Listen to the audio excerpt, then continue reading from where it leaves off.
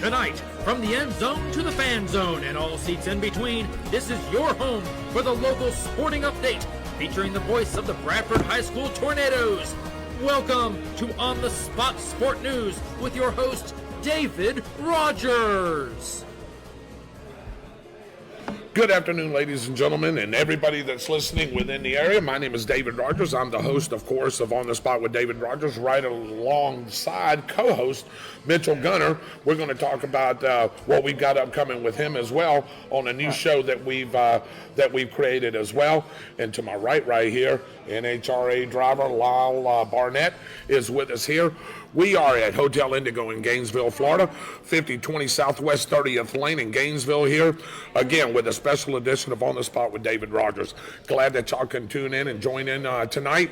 As Mitchell, we got a big racing weekend this weekend. Gator Nationals are here in town, and any time that comes to our town here to Alachua, Gainesville, it's always a big event. Oh, definitely, David. You know, I tell you, the weather has been crappy starting out on Thursday and Friday. We just got lucky and had some sunshine today. We're able to get some qualifying runs in, but you know they ran short. Track started getting a little too cold, and they had to call it for a night, and that kind of affected Pro Mod and Pro Stock Motorcycle for making their qualifying runs. Yeah, it was really windy out there, and I know not even with just the cars, especially when you're talking about those bikes hauling down that drag strip right there. Those winds crossing and everything gets a little too dangerous for those guys for sure. Yeah, David, actually, they were pretty lucky for the ones that were able to get down because actually they had a tailwind instead of a crosswind today. But I'll tell you what, when you do get those crosswinds, it affects every class, you know, and not just the pro stock motorcycles, but I guess they just kind of get caught up in it a little bit more than the other classes. You know, they don't really have a whole lot, but two wheels on the track. So they get kind of pushed around a little bit. And we'll get into that here in just a little bit. But let's get the show started as we always do with our prayer, our pledge. And, of course, I've got a quote for you two guys. I'm going to give y'all a famous quote from an NHRA legend. See if y'all can guess who that is. Because, you know, we always do a famous quote on our show. That's right. I figured since Lyle's up here, we'll test his knowledge as well. But let us go ahead and start off with our prayer. If everybody will please bow their head. Everybody that's joining us, please. Our righteous Heavenly Father, let us once thank again for a wonderful and glorious day you've given us, dear Lord. Thank you for this time that I'm allowed here with my brothers and our special guest tonight, dear Lord, as they're driving these cars as fast as they can go, dear Lord, that you keep a hedge of protection over them as they're out here entertaining the hundreds of thousands of fans that's going to be out here, dear Lord, and just keep a hedge of protection over them as they go out here and race and do their job, dear Lord. Thank you for letting us live in the greatest country in the world today, dear Lord, the United States of America, the most freest and the most wonderful and powerfulest country, dear Lord, in the world today. Thank you for our armed forces, each and every one of them, as they're out there defending our rights and our freedoms from not only domestic terrorism, but international terrorism as well, dear Lord. And also all the things that are going on around the world today, dear Lord. Please keep a hedge of protection over them and bring them back home safely to their families, dear Lord. Thank you for our first responders, each and every one of them that's working hard all around the country and all around the world, dear Lord. That's why we're able to sleep safely at night, dear Lord, because these men and women are out there protecting us from any harm that will come to us and our family. So please bring them home safely to their families. Any spoken or unspoken prayer request, dear Lord, you touch each and every one of them as you are the ultimate healer, the ultimate comforter. You know what's ailing them, dear Lord. Please touch each and every one of them. Bless the food that we receive and eat each and every day, dear Lord. There goes the nourishment of our bodies and our bodies to thy service. Again, thank you for everything that you've done today. Thank you for this great weekend. Thank you for this time. And please, again, keep a hedge of protection over all these racers today, tomorrow, and again on Monday, dear Lord, if that's the way it needs to be, and let them go on safely back to their families. We ask for these things in your Son's name, Jesus Christ, and the congregation says, Amen. All right, let us stand for the pledge, and I believe there's a flag back there. Mitchell, well, there it is right there, Mitchell. Why don't you lead us in our pledge? Sure. I pledge allegiance to the flag of the United States of America and to the republic for which it stands, one nation, under God, indivisible, with liberty and justice for all. Amen. All right. Again, welcome into On the Spot with David Rodgers, special edition, motorsports edition, as we like to call it. Again, the Gator Nationals are going on this weekend. Big event, not only for Alachua County, Bradford County, and surrounding counties, as we've got racers from all over the world coming here. Also, fans from all over coming here as well to watch this great event, Mitchell. Oh, definitely. I mean, we've actually got some racers that are from Sweden that's here this weekend racing. You know, and it's always a great event. You know, I'm really surprised at the amount of people that came out today after the results of Friday. But it just goes to show you there's a lot of people out there, they love the NHRA and they love supporting it. Right, and I think as you'll hear our guest say, he'll say the same thing. But let's go on to our quote here. I'm going to read you two gentlemen a quote, and you tell me if you can guess who said this. You ready, Lyle? Can I put you to the test? Maybe. Maybe, all right. We'll see. So this person said, everything was fine until I left, and then I ran out of talent. Everything was fine until I left, and then I ran out of talent. Dave? Everything was fine until I left. And then I ran out of talent.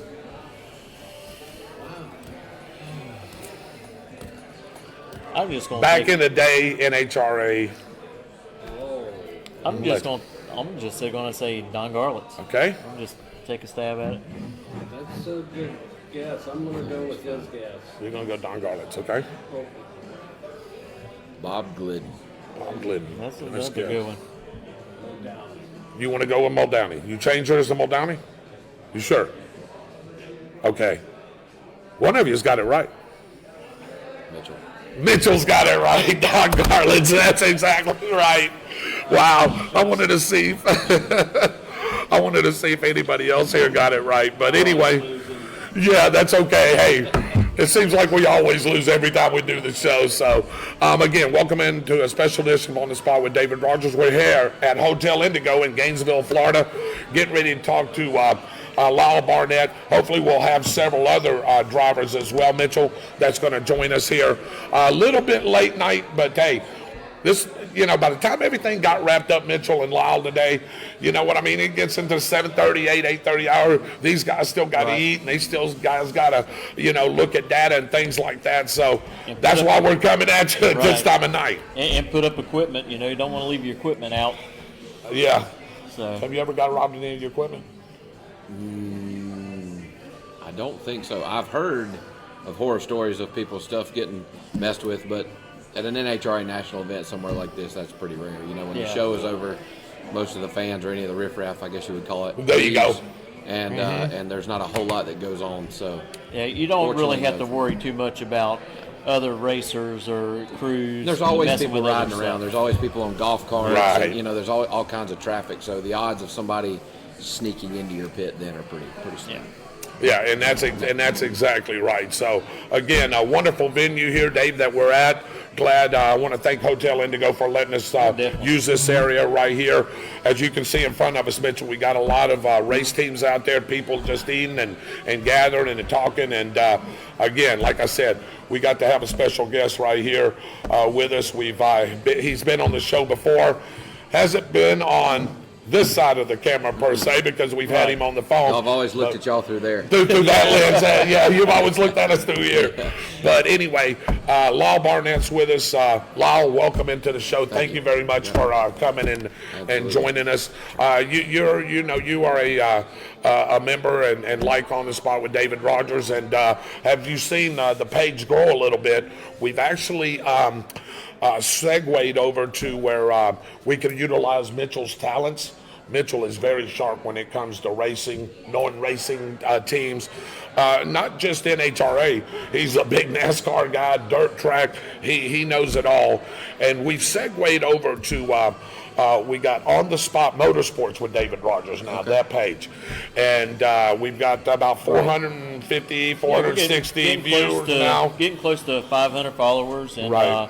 it's growing little by little. And, for a page that's only been open, about a month or less? Yeah, a little less than a month Probably now. a little less than a month. It's growing pretty rapidly, and people sharing it.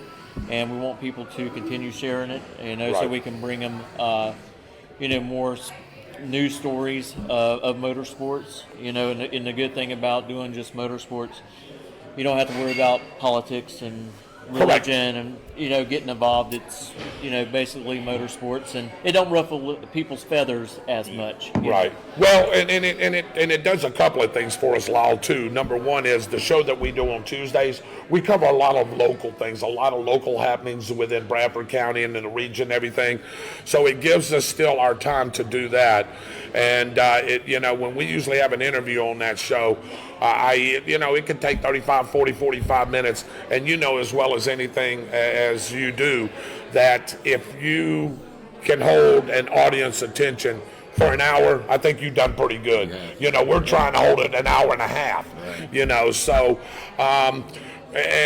some people like motorsports, some people don't. So we just figured, one day we had a meeting and it was like, let's utilize Mitchell's talents.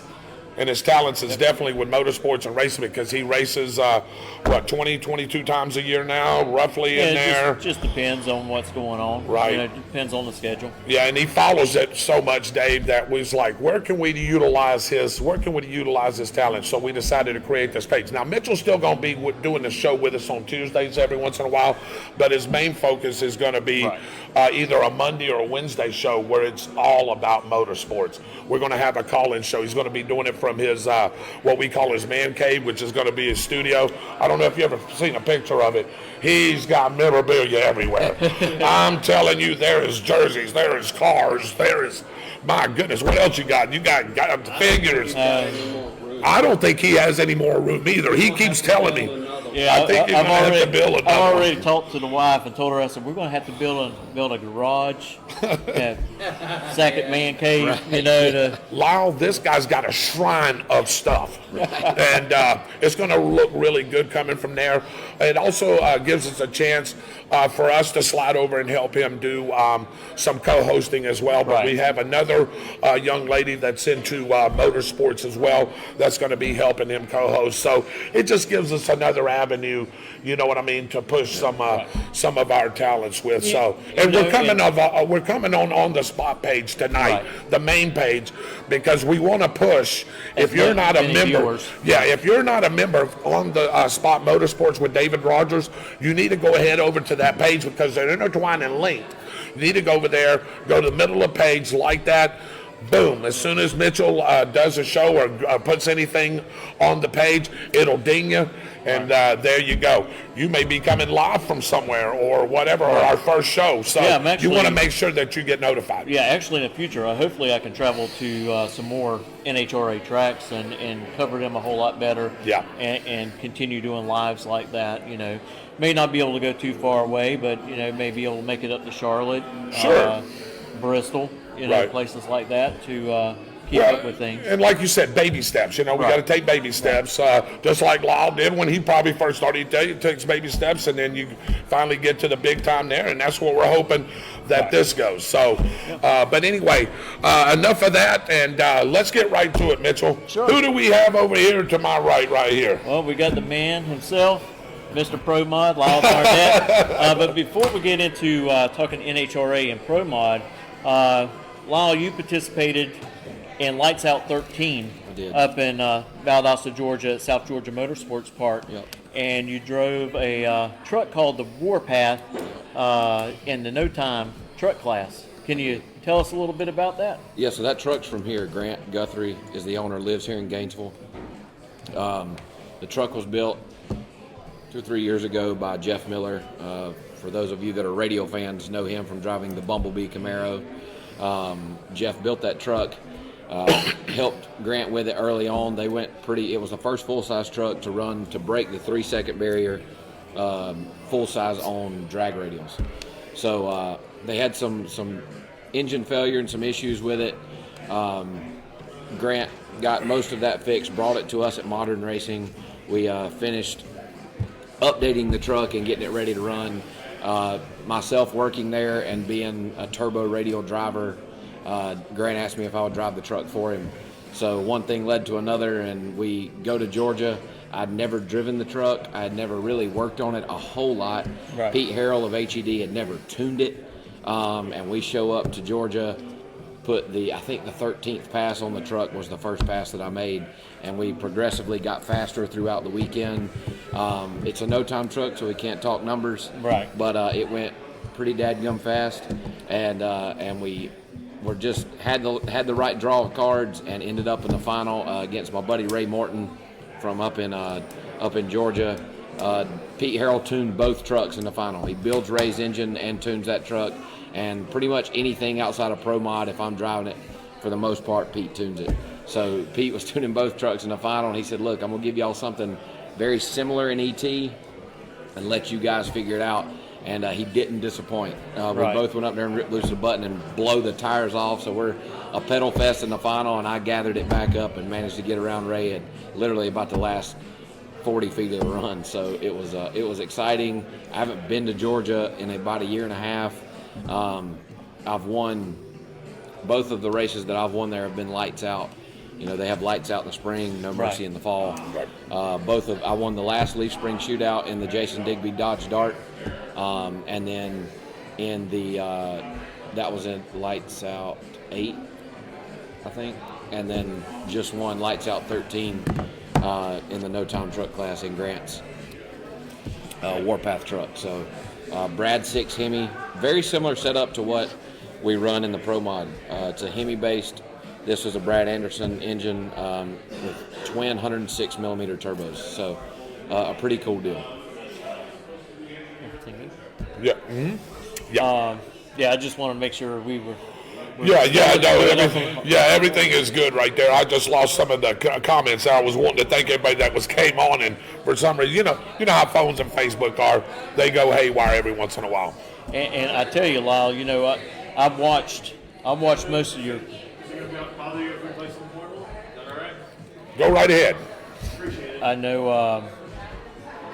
Watching those passes that you were making, man, that truck was on it A to B almost every pass. Yeah. I mean, it just looked like it was so smooth running down the track. Well, you know, radial racing is really my roots, right? That's where I came from. Right. I bracket raced for just a short period of time, went right into radial racing, and that's really all I've done until the Pro Mod gig came along. So Pete Harrell, that's for the most part, that's all he's ever tuned.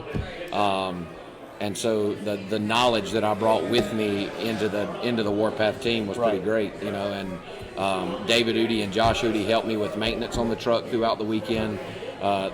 David and Josh have raced with me, whether we're in beer money at a no prep race or some random radial car somewhere across the country, right? They helped me a bunch. So I brought all of my knowledge and talent that was available to me there. So it worked out. I know. David, he likes that beer money. I do. I was just talking about that. We ate before we came here, and I was like, "Man, where's beer money at?" Yep. You know, and so I'm still racing that thing.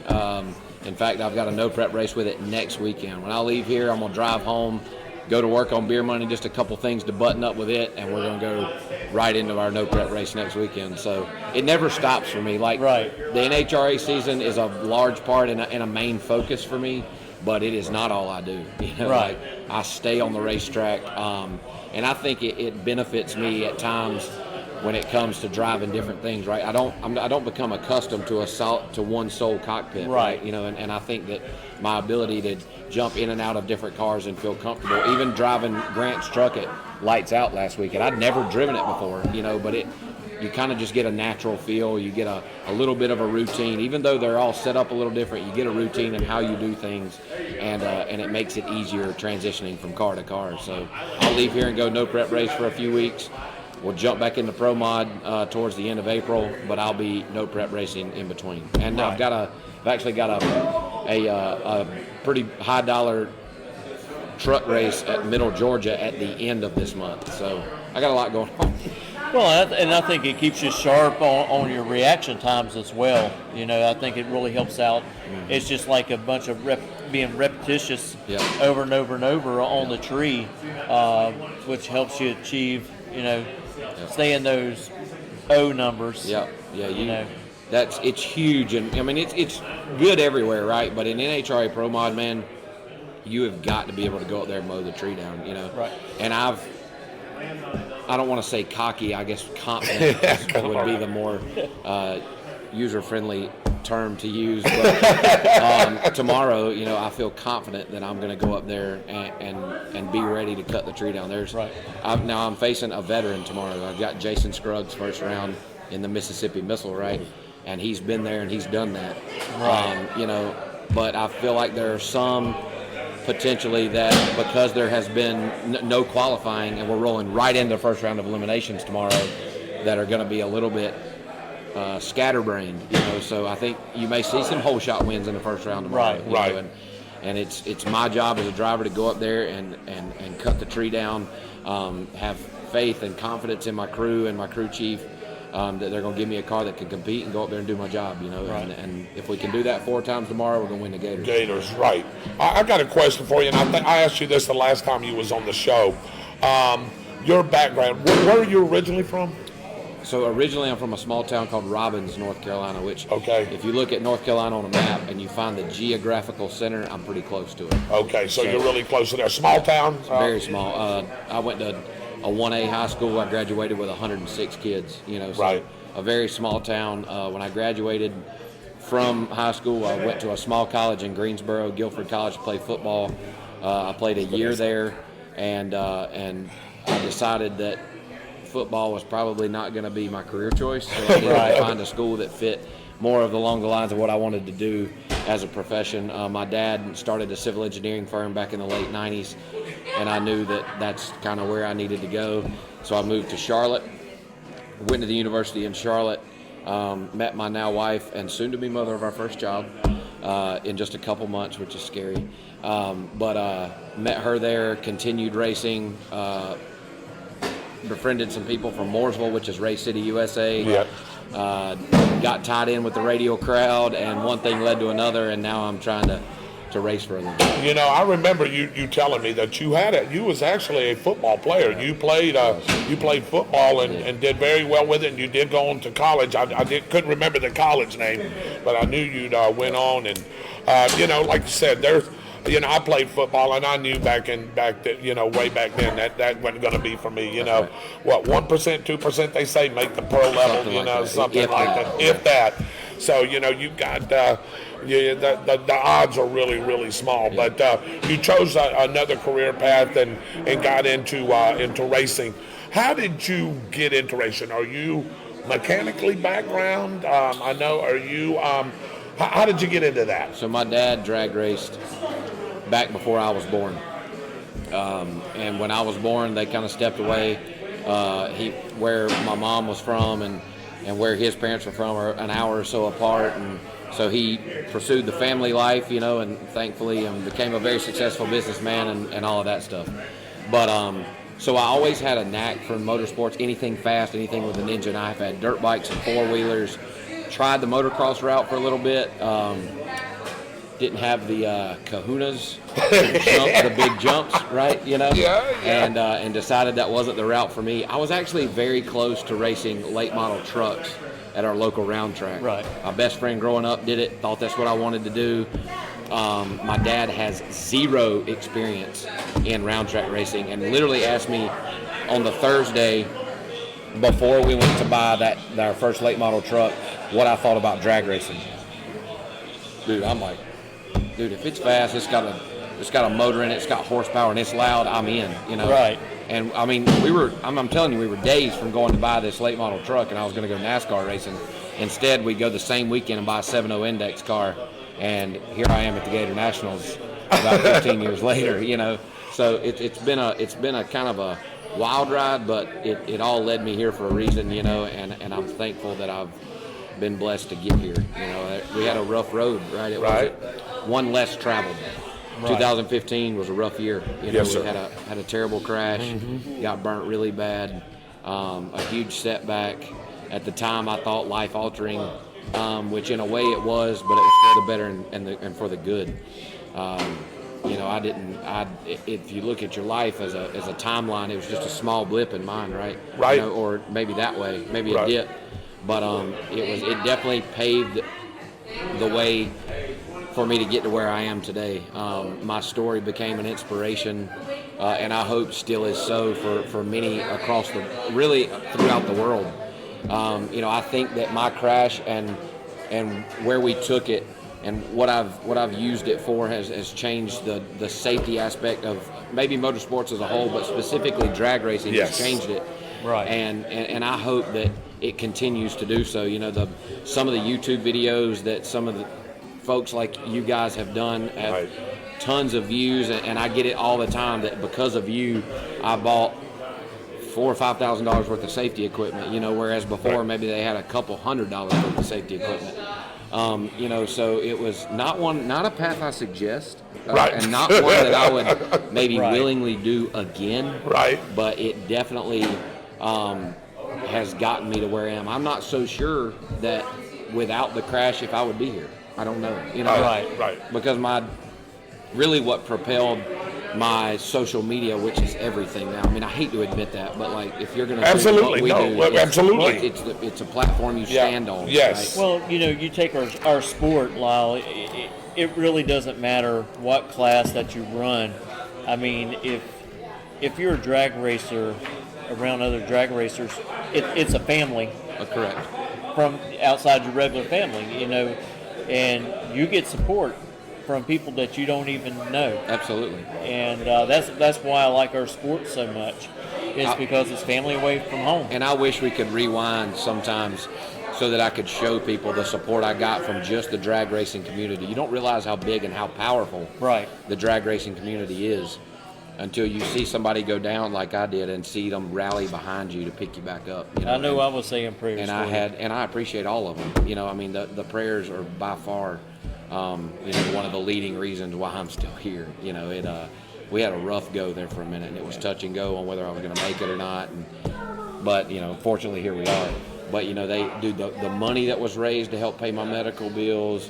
I mean, it was just unbelievable, man. And I can't thank you guys, folks like you that do shows like this, and everybody that prayed or sent a text or commented. I mean, my dad made daily posts for months, you know, updating folks on my condition, you know. And I know of people when we would be in the burn center and maybe I had some procedures that day and he wouldn't get there till late, people who stayed up, you know, well past their bedtime to read my dad's updates, to know how I was doing, you know. And it's just so cool, man.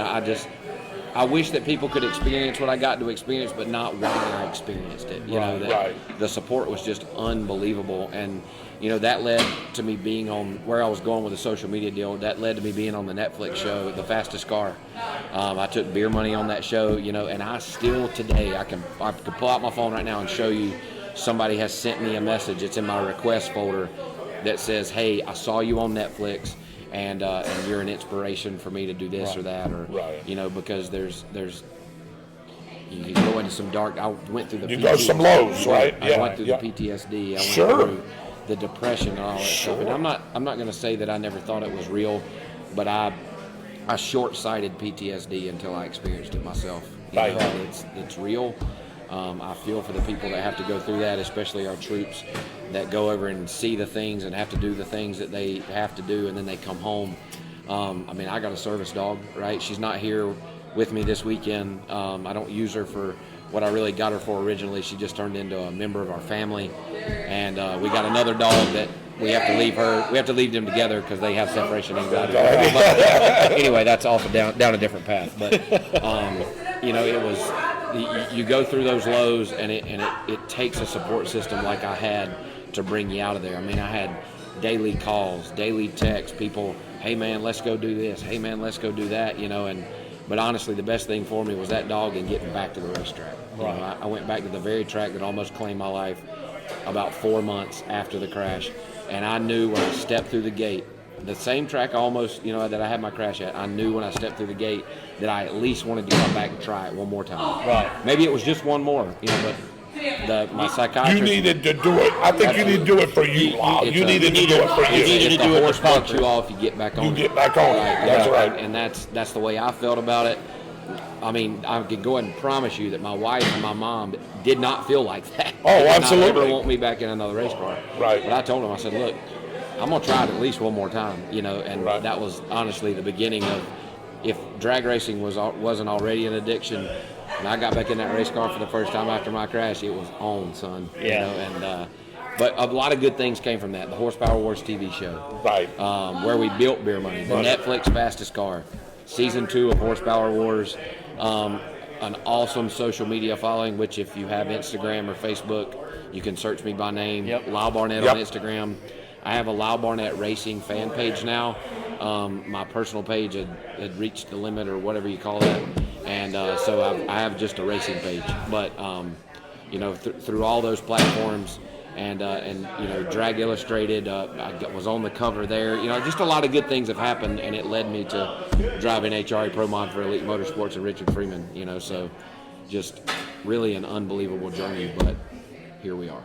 I do want to ask you about one thing. When you had that horrific crash several years back, and I know you said, hey, I need to get back into the car. Yeah. Did you think maybe going another way, and that what I mean by maybe trying NASCAR, or maybe trying dirt track racing or anything like that, or was you just dead set? Let's get back onto the drag strip. Dead set getting back onto the drag strip, and I'll say that because I'm a huge proponent for perfecting your craft. Like what you hear in the background right now is cornhole, right? Yeah, and I love it. Like, me too. I watch outside it. of drag racing, Do you watch them? Do you watch it? play a lot. Okay. So we were at dinner just a few minutes ago, which is why I was late. And Clemmer was on there. I know a bunch of these. I don't personally know them, but I know of these pro guys that play around the North and South Carolina region. And so I had been working for years at that time. I mean, I was 24 years old when I crashed. I started drag racing when I was 15. So almost 10 years of my life I had dedicated to perfecting my craft. And I'm not one to, because of an injury or because of a setback, one to jump ship because I feel like I should go another direction. Like, no, I'm headstrong, man. I'm headed in one direction, and I was dead set on continuing to perfect my craft and continue down the road whichever way it led me, Right. And I feel like I made the right choice, because we've come into 2021 a rookie in Pro Mod, and I closed the year out with 2 national event wins, both on a whole shot, which I think I credit to perfecting my craft, that I go up there calm, cool, and collected like I've always been, mow the tree down and get 2 national event wins on a whole shot. It's funny that you say that because I know you know me now. I do football announcing. I'm a radio announcer for our local high school football team. And, it's at the lower tier of announcing because, yes, you can go different levels. And I'm okay doing what I'm doing. But do you know, I still watch football on TV. And when I do, I turn the sound down. I listen to the commentators, what they're saying. I don't so much, I watch the game, but I'm listening to what they're saying because, you're always wanting to perfect your craft. I've been doing this now, 7th season going on the 7th season. And, I still find myself making mistakes and doing things that, I shouldn't have done that. But, like I said, you got to you keep doing it to perfect your craft. And, of course, so I listen to all these big-time commentators. But, like I said, like for you, you've got such a great group of people that you're around.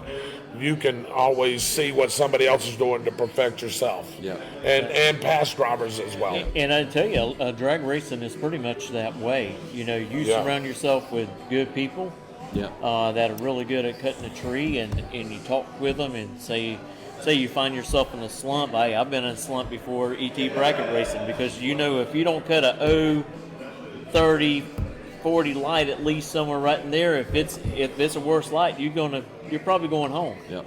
You have to be that good on the tree. If you followed radio racing much, you know the name Barry Mitchell. Absolutely. Radio versus the World racer, very talented. And he told me years ago that anybody that drives for him, and I've always tried to do this in case I ever got the chance to drive for Barry. Right. That if you can't average a 35 or better, you ain't driving for him. Right. And I use that. I use that literal number when I finish a weekend. And I can tell you, when I was in Vegas, I averaged a 19. I know my averages, and 35 is the number. I really don't want to average more than 30. Right. But you absolutely have to go up there, and like you said, Mitchell, you need to be 30 or better. Right. 40 is not. You're not late. But 40 is the absolute top, or I guess the bottom, whatever you want to call it. It's the worst you want to be. Right. So, I've prided myself on that. Erica Ender is one of the best leaders in the game, right? Aaron Stanfield. And these people I'm naming are my teammates, which is crazy to say. Eric Ender is one of the best levers in the game. Aaron Stanfield, one of the best levers in the game. Troy Coughlin Jr., one of the best levers in the game. My teammates are some of the best levers in the game.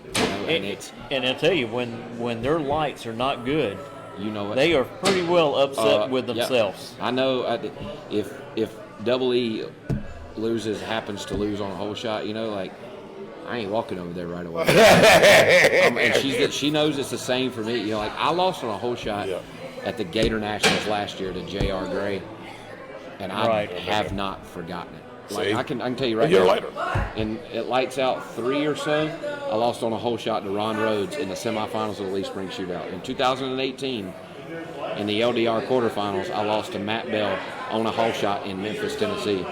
At the Gator Nationals last year, I lost on a hole shot to J.R. Gray in the quarterfinals, and I have not forgotten it. Now, granted, fast forward to the finals at Las Vegas, and I paid his ass back. Yeah. In the finals, like that picture that you put up on Wes's show. Wasn't it Wes's show? Yep. Yeah. But if you called him, no, it was Joe's show. Joe Costello. Okay, yeah, it was Joe Costello's. Yes. But if J.R. Gray was sitting over here, I thought that was him. I was about to say, this is going to be perfect. But if you called him over here, he would tell you that even if he beats me on a hole shot tomorrow, if he happens to do it, he will not feel like he's paid me back until he beats me on a hole shot in the final somewhere. Right.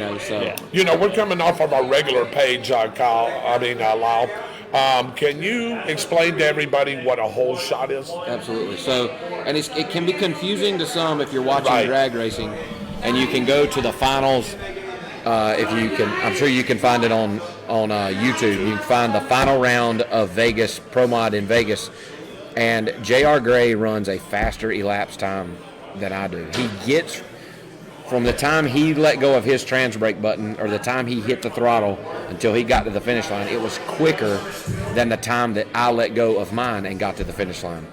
However, the race starts when the tree drops. When you see those 3 ambers come on and the green comes on, that's when the race starts. Well, it's your right or privilege to leave, right? Right. And Mitchell, if you and I were going to foot race and we were going to that wall over there, and I let you, and I left. Well, let's see, how would that work?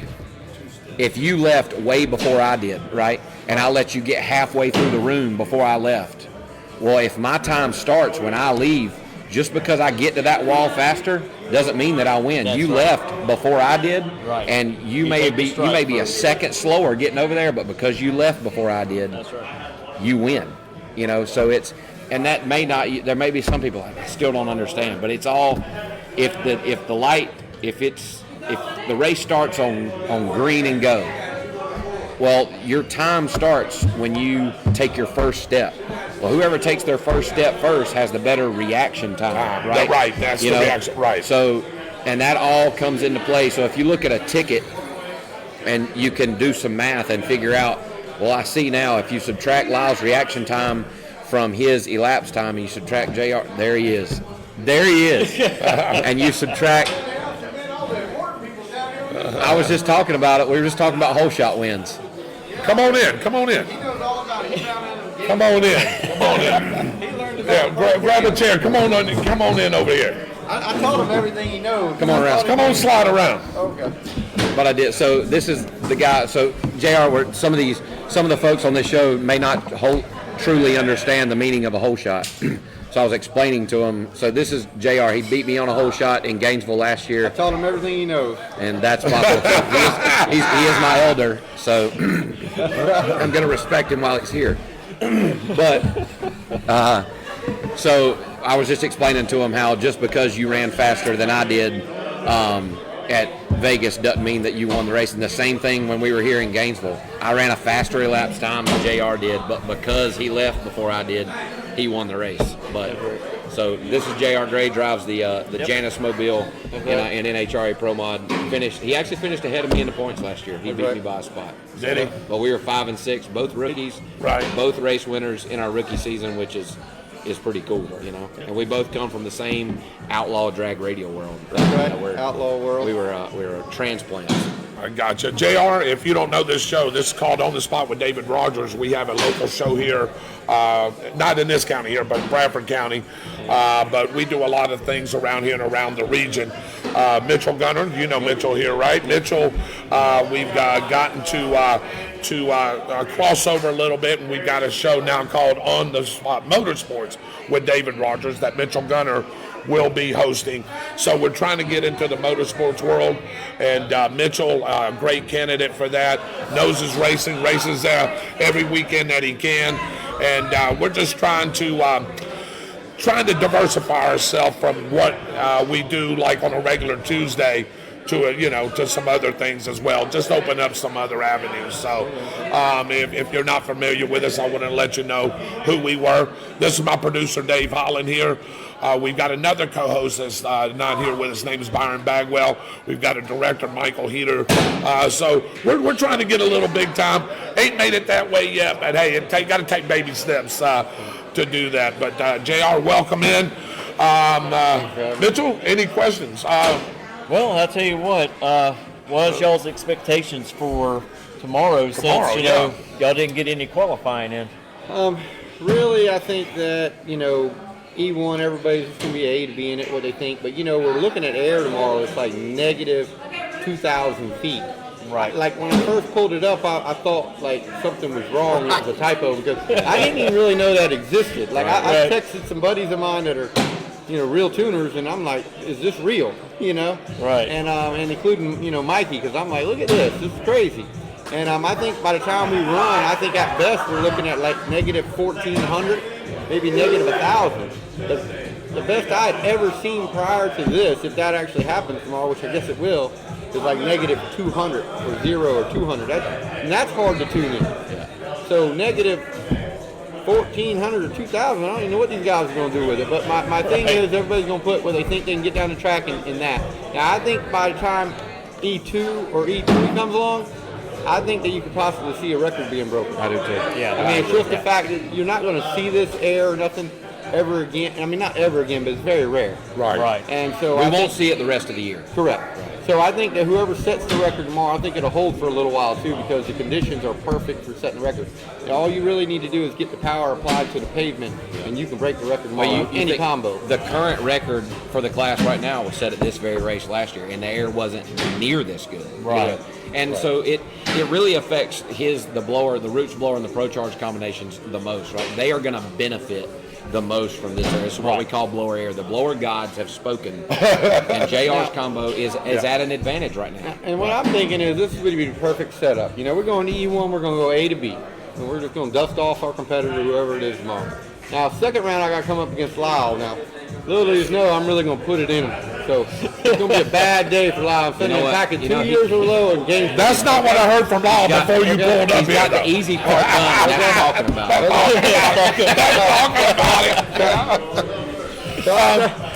it. You were talking about records, and y'all was talking about your classes. How about some of the other classes? Do you think you'll see some other records? Yeah, I think in every class, it's really the weather of, in every class you can see a record set tomorrow, I believe.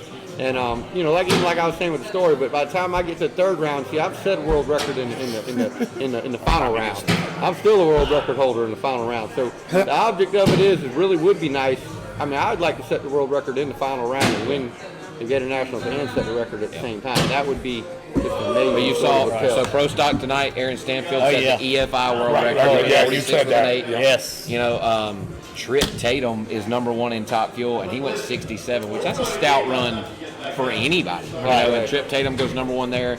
Height went 81, right? Yes. Did Robert go 81? Yeah. So 333. And I'm not so sure that you wouldn't have seen a bonsai run. We actually, a couple of us talking about the staging lanes when Pro Mod came up. Brad Personette is a home run hitter, and he's very good. And he's got a good team. He's got good drivers, and they have really good equipment. And I'm not so sure that you wouldn't have seen somebody swing for it right then. Unfortunately, they oiled the track down. Collectively as a group with the Pro Mod class, we decided that we would save our race cars and race tomorrow as opposed to taking a risk tonight. I personally don't own my car. JR's in the same boat, right? And we don't want to tear. We may not own it right now, but we go out there and pile it up, we're going to own it real quick. So, just not worth it tonight. And the track, you were saying that the track temperature got down to in the low 60s. It was 64 when the oil down happened. By the time they cleaned that up and everything else, the track would have been 58 degrees. And really and truthfully, you really don't want nothing under 70. Yeah, you don't. Okay, I mean 65 would probably be another limit I would think I would have. Right. And but once you start getting past that, I mean it starts getting sketchy at the top end of the quarter mile. No heat. Yeah, and these things are we make over 3,000 horsepower. Right. Yes. And I'm not taking anything. I think Pro Stock's an awesome class. They make 1,300. We make well over 3,000. And that's when you're talking about a 60-degree track, a wind you don't know which direction it's going to blow. Man, it gets sketchy down there. And I don't. And and I'm not talking crap about any other competitor in Pro Mod. There's some cowboys out there, and it may not. Maybe it's not you you're worried about. Maybe it's whoever you're running. There's a lot of things to consider when you're talking about taking a risk at running one of these cars. They're on the ragged edge anyway. On a perfect track with decent air, they're on the ragged edge at all. I mean, we run over 250 miles an hour. Like we had talked, we talked before when the Door Slammer Nationals was going on shortly after that, we were talking about how fast your reflexes have to be in the cockpit of that car to react. You got to be ahead of the car. There's a lot behind the car. You're in trouble. Right. You got to be ahead. There's a lot of natural talent I feel like that has to come along with driving these things. Like I watch myself in in-car videos sometimes. I'm like, man, I don't even remember doing that. And there's a lot of it that just has to happen. Right. If you have time to think about, oh man, I should probably do. It's too late. It is too late. Yeah, I laugh because in a quarter of a second, I've done. I mean, in a quarter of a second, I done, patted the gas, steered the car, throwed the chutes and all. And really, you're looking about a window that if you really tried to play it back, you're like, there's no way you could do all that. But I've done processed it and known what's going on in a quarter or half of a second. But most people, they're like, you did all that? And I'm like, yeah, I just worked every limb of my body. And had to think. I had a conversation with myself beforehand in that quarter of a second. As it was So we know Lyle is from NC. Where are you from, JR? I'm from South Carolina. You're from South Carolina. What part of South Carolina? I'm from Charleston, South Carolina. From Charleston. Okay. All right. Neighboring states. Neighboring states. How about that? Biggest rivalry in the game right now. North Kakalaki versus South Kakalaki. The fastest people actually do live in North Carolina, South Carolina, and Georgia. Yep. That's just a fact. We are in the southeast. And if you're in the south, those three states, we're the fastest in almost any class if you think about it in the world.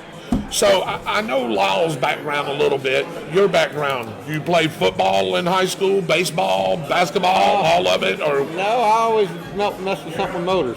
Really? I mean, raced dirt bikes, raced four-wheelers and stuff like that. And then, when I got back into racing, I grew up, I was pretty much born at a racetrack down here in Orlando. Right. And then from then I ended up, moving up there. But my dad was a big Ironman racer and stuff, and was around track all the way until I was 12. Right. And when I moved up there, with my stepdad and all, then that's when I was more into four-wheelers and all that for a while.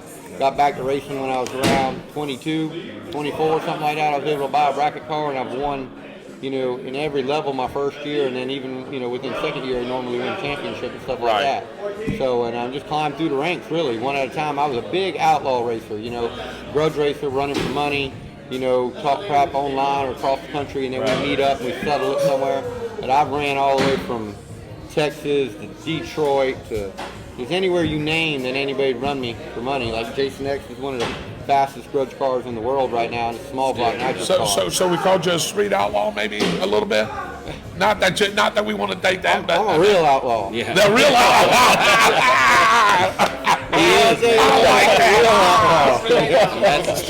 It's a show. Yeah, he's a real outlaw. And that's where JR and I met each other. It was in the outlaw radio stuff. I mean, we ran maybe not necessarily ever the same class much, but man, when you've done that shit long enough, you know everybody. Of course. He's won the biggest radio versus the world races there are. He's won some of the biggest grudge races I've ever heard of. I've witnessed a couple. I've lost a few. Yeah. You always got to lose a couple. I keep up with him if I'm not able to go and figure out how they're doing and where they're at, and whatnot. And then we end up in NHRA Pro Mod together in our rookie seasons, and get to race each other. I've been places where you had to figure out how to plan how the money was leaving once you won it. Yeah, I was okay. Yeah, I was going to ask you. I bet. Yeah. You don't want the money to disappear, then to come after the real you either. Devin Wheeler told me for you to save him a bottle. Man, So tell Lyle to save me a bottle. I would love nothing more than for Yingling to see this. Finally answer the call to worship. Let's go, man. He needs a nice decal on the side of the car and on the hood. They don't even answer my emails or my messages or anything, and I'm still here supporting them, drinking their product. And We got to find that right guy, or right woman. I'm going to go ahead and spend the money and wrap the car, and I'm going to take that SOB to Pottsville, Pennsylvania. I'm going to unload it in their parking lot. Just like Kenny Bernstein. why would it work for you? Renee Stegall, a girl I went to school with, said reflex reaction, I think is what she said. Reflex and reaction is what you were sort of talking about when we were talking about you. Correct. So, got a lot of people watching the show. Well, thank you. Lyle, I think the last time you seen me, man, I had that long hair. You did. Yes, sir, I did. When I was walking by the window, I was like, I'm pretty sure that's the guy, but it doesn't look like it. Yeah. 3 days ago, I had some things that I needed to take care of. So my man here, he owns Harry Business there. So one of our sponsors of the show. So he gave me the old do, man. All that stuff just came off, man. And I'm gonna grow it back a little bit, but for now I had to work more on the beard and less on the dude. On the dude, that's right. I need that. Yeah. I got this terrible hairline. You got that. JR took some of that off in Gainesville last year. last year. I went so fast I blowed it right off. But look at that beautiful Oh yeah. God was building me like a speed, so we had to get rid of some of the hair. Yeah. But anyway. Maybe I ought to tell my wife that. It's starting to go away. Oh yeah. It's all the speed, man. Yeah, you got to play that off. Yeah. Dave, you got a question for any one of these guys? pretty much covered it all. All right, Mitchell, anything else, man? Well, I just hate that we had such crappy weather, for Friday and pretty much today because y'all didn't get to qualify. And, I was told that today was that they've had record rainfall. Yes. Like this is the most rain since like 1919 or something. 10 inches 100 of rain. years. Yeah, Bradford County had 8.5, and Alachua had 9.5. I was going to say it was almost 10 Yeah, inches, almost I 10 inches. Yeah, so you were exactly right. This is crazy. I think there was about 12 inches at Gainesville I'll Raceway. tell you right now. I don't know if y'all seen the video. If you haven't, and you're on Instagram or Facebook, go to Alex Laughlin's page. He went to Walmart and bought a remote control boat yesterday just to have It's fun. hilarious. Right. So there's a gator in the pond out there His face right is behind his priceless. trailer, and the gator ate it. Spit it back out.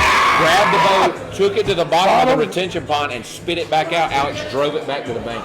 Sure did. He sure did. No joke. We'll have to look at that. You didn't tell me that. We'll have to look at that. And people, there's signs out there, when fans come and they see the signs out there. They're not kidding. There is actually a dog. They think it's a joke. It's not the little fake alligator motorboat one. This thing is real. They've Like, actually take your arm off real. they've actually had staff members that work out there at the track, and they go to leave, and the gator's laying up underneath their car. So I have to get the gator out from Yeah, me underneath the too. car I so they wouldn't can Don't leave. mess with no alligators. Me neither. Living in Florida, you got to understand there's a gator in Every body of water. Yeah. Yeah, well, then I'm not going near any of them. The funny thing is, So he's not going we used to ride the swimming. tube and all in Florida when I was little. I'm sure you And did. there'd be gators everywhere. See, that explains a lot, don't it? Yes, you understand? Yeah, now I understand. Okay. Now I understand. Just So, making sure. before we go, I just want to say one thing to you. Like I said, I just met JR, but I want to thank you from the bottom of my heart, all of us, One on the Spot with David Rodgers, for putting our stickers on your car. Absolutely, and I appreciate the help. Oh, no problem. Yeah, not a problem. That was an honor and a pleasure for us to be able to do that, and I just wanted to say thank you Hopefully very there's much. good adhesive on those, and I don't stick one on JR's windshield about 1,000 feet tomorrow. You know? Yeah, I'm hoping not. I'll Yeah, take we it around. don't. Hey, talk is cheap. 2 lips can say anything. Hey, there ain't nothing but airspace and opportunity for us to get about the first round. Ladies and gentlemen, you heard it first here on the Spot with David Rodgers. Think we got a little heat going here, just a little bit. But it's all in fun. man. Yeah. It's all about family, yeah. And like I said, I just want you guys to be really safe out there. We're saying prayers for you each and every time they go down the track. Me and Mitchell talk about this all the time. When you're going as fast as you guys are going, like you said, any little thing, man, at any little time, just hope it never happens. Well, my car's not even nowhere near as fast as y'all's Pro Mods because I'm just a bracket racer, and I had a Mercury Cougar a long time ago, and I took my wife out there. The car ran 1180s, and she was my girlfriend at the time. We went out there to the track, and I was explaining to her, and I says, things can happen at any time. I says, so I'm going to go ahead and let you know it's the first time you came out here, first time you watched my race. I said, I'm not worried about me. I'm worried about someone pulling next to me that's never made a run down the track and does something stupid and comes into me and knocks me into the wall. I said, but it can happen. I said, if it happens, you stay right where you're at. You let the track do what they need to get done, and then you find out, afterwards. I said, you stay where you're supposed to be. And, it's a fun sport, Yeah, it is. but it can be a dangerous sport. And like you said, you got to wear the right PPE while you're driving. You're one of the reasons why I went out and bought me a fire jacket. Yep. I'm not required to wear one, but what the heck, might as well go ahead and put one on. You never know what might happen. Well, I told Mitchell he couldn't race unless he did wear one. That's what I thought. I said, man, hey, you're a part of our team right here. We want you to keep being part of our team. Hey, you got to wear that. Yep. I've wadded up a bunch of them, and I'm going to tell y'all the worst accident I was in that actually hurt. I was in a 7-0 car, an 8 mile 7-0. Right. And I was at an outlaw track, and I was cleaning these places out. Like these little drug events would have a 7-0 race, and the car would run 7-0. Well, a car came over and hit me in the quarter panel, and we probably wasn't 200 foot, 300 foot down track or something like that. And I was like, I'll drive this thing out of anything. And I'd actually started wearing one of them little old Dale Earnhardt helmets. It was like an American flag or something. I put it on just Was as it a an goofball. open face? Yeah. It was boom, put it on out there. I'm running for my little $1,000. Man, I hit the wall, and as I'm impacting, you learn when you wreck. You learn things not to do and to do. So you get better at it. Not that you want to get better at crashing, but you get better at it. It's beneficial to be good at it at times. Right, that's right. So anyhow, as I'm impacting the wall, my feet went forward and hit the gas pedal. As I'm impacting the wall, my feet went forward, and I had a solid rod throttle. Well, the firewall crumpled and hung it wide open. So the first one was on the brakes when I was about to hit the wall, because I couldn't steer out of it. Well, then it took across the track under power. And it was just a little 7-0 car. Everybody says that ain't fast. Well, that's fast enough to kill That's you. fast enough to do So it. as we're going across the wall, I'm trying to slap the off switch, but I'm getting bucked in here because I ain't got but 3 wheels left, and it's going back across the track under power. And I'm trying to hit the off switch. I couldn't reach it. Well, I was like, neutral. So I went to go grab the B&M shifter. As soon as I grabbed it, I impacted the second wall. I broke that B&M shifter in half. Wow. As I hit the wall. But for 6 months, my eyeballs hurt. And I had a headache every day. And I kept on saying, tomorrow I'm going to go to the doctor. But you know how guys are sometimes. You don't go to the doctor. Yeah, not where But I'm world's sure I worst. had a concussion. But what my point is that one actually, I ain't never been knocked out. But I jumped out the car anyhow, but I was seeing stars when I hit the second wall. And thankfully, you had a helmet on, period. Right. So, but my point is it don't matter an 8-0 car, an 8 mile, any of them can kill you. I've seen people die in pickup trucks, regular stock pickup trucks. not having the proper gear on, not proper safety equipment, stuff like that, and they get crushed in the cab. So, and I've watched a lot of stuff at a lot of outlaw tracks, and the point is you need to have your safety stuff no matter what you're doing, and your ride equipment on to the best of your ability, because most of the time it's not you that does it, it's somebody comes over and hits you in the quarter. And when that pit maneuver like the police put on you, it's not as easy to drive out of that thing like you think you can in your truck. They're going to put you over the wall, and then you're in trouble when you get in them holes and all. Well, one of the things I like to see NHRA do, you're not required to wear a helmet not unless you're running 13 seconds or quicker. I think that's what it is in the rule book. I like to see anybody participating in ET bracket racing wear a helmet. Absolutely. No matter how fast their car is or how slow it is. Well, obviously I'm very experienced in the being on fire department, and I would not do it again. Absolutely not. But the one thing people don't think about, I'm just running 7.0 index and I just got gasoline or whatever. Should you experience something like JR did and it knock you out and your car is on fire, it is up to whoever can get to you first, right? And if you're at one of these little outlaw tracks and there's not very many people there, it's a test and tune night, or maybe they don't have the equipment safety equipment there, and you're way down the racetrack, dude, it could be minutes before somebody gets there. Well, there's another thing. Let me tell you a little quick story too. Is you need to inspect. Don't let anybody else tell what the track's got. Go look with your own eyes. That's right. And make sure you want to race there. You don't like the guardrails, you don't like the fire extinguishers. I put my buddy's son out. I was watching this race from the stand. He turned a dragster at this outlaw track where I grudge race, and it went in midair and started tumbling. As soon as I seen it long ways in the track, I started running for the four-wheeler, right? When I went to go take off on the four-wheeler, another bracket racer stopped me and was yelling and threw me a fire extinguisher. I went down there, he was on fire. The track officials had not even got there yet.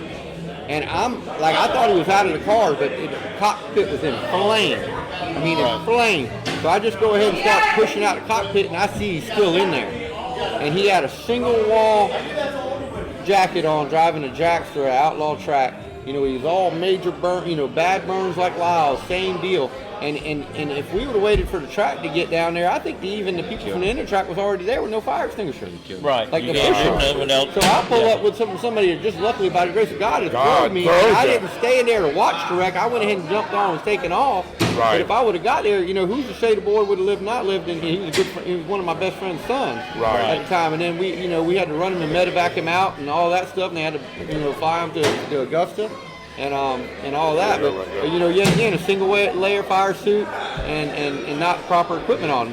Safety dragster. The dragster did his job and protected him, but he was on fire, knocked out at the end of the track, couldn't get out. And if you participate in this sport long enough, it's not a matter of if, it's when. It's when it's going to happen. Right. You are going to experience some form of crash or bump up or spin out, something. You're going to tear parts up. You're going to blow motors up.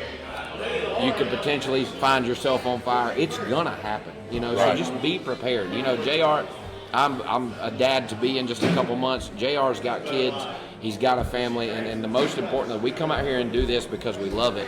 Yeah. But it's very important that we can go home, to our families and our kids, and you can insure. A little more insurance that can happen is buying the right safety equipment. It's all available, and it's expensive, 100%. Sure, it's high dollar. Well, what's your life worth? Right. Yeah, right. Exactly. Do you have a dollar value? I can promise you don't want to die. No, absolutely not. You definitely don't want to drown or get burned up. Two things everybody's scared of in this world. Either or. And so the point is with fire, you get the right jackets on. You spend the money. Yeah, they're hot. Yeah, you're gonna sweat out there. But at the end of the day, when you need it, you can't back up to get it. Right. Better to need it and not have it, not need it, and need it, not have it. Yeah, you're right. Yeah, and that's what I like about. We hear some complaints every once in a while about the juniors running.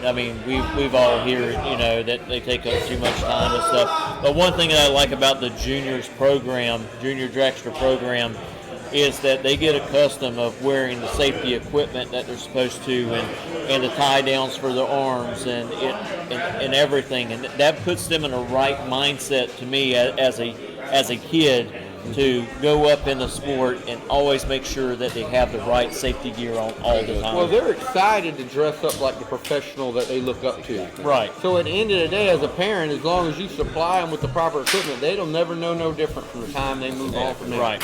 Exactly. Even if I have my kids get into junior dragster, I want whatever the best safety equipment we can buy to put them in.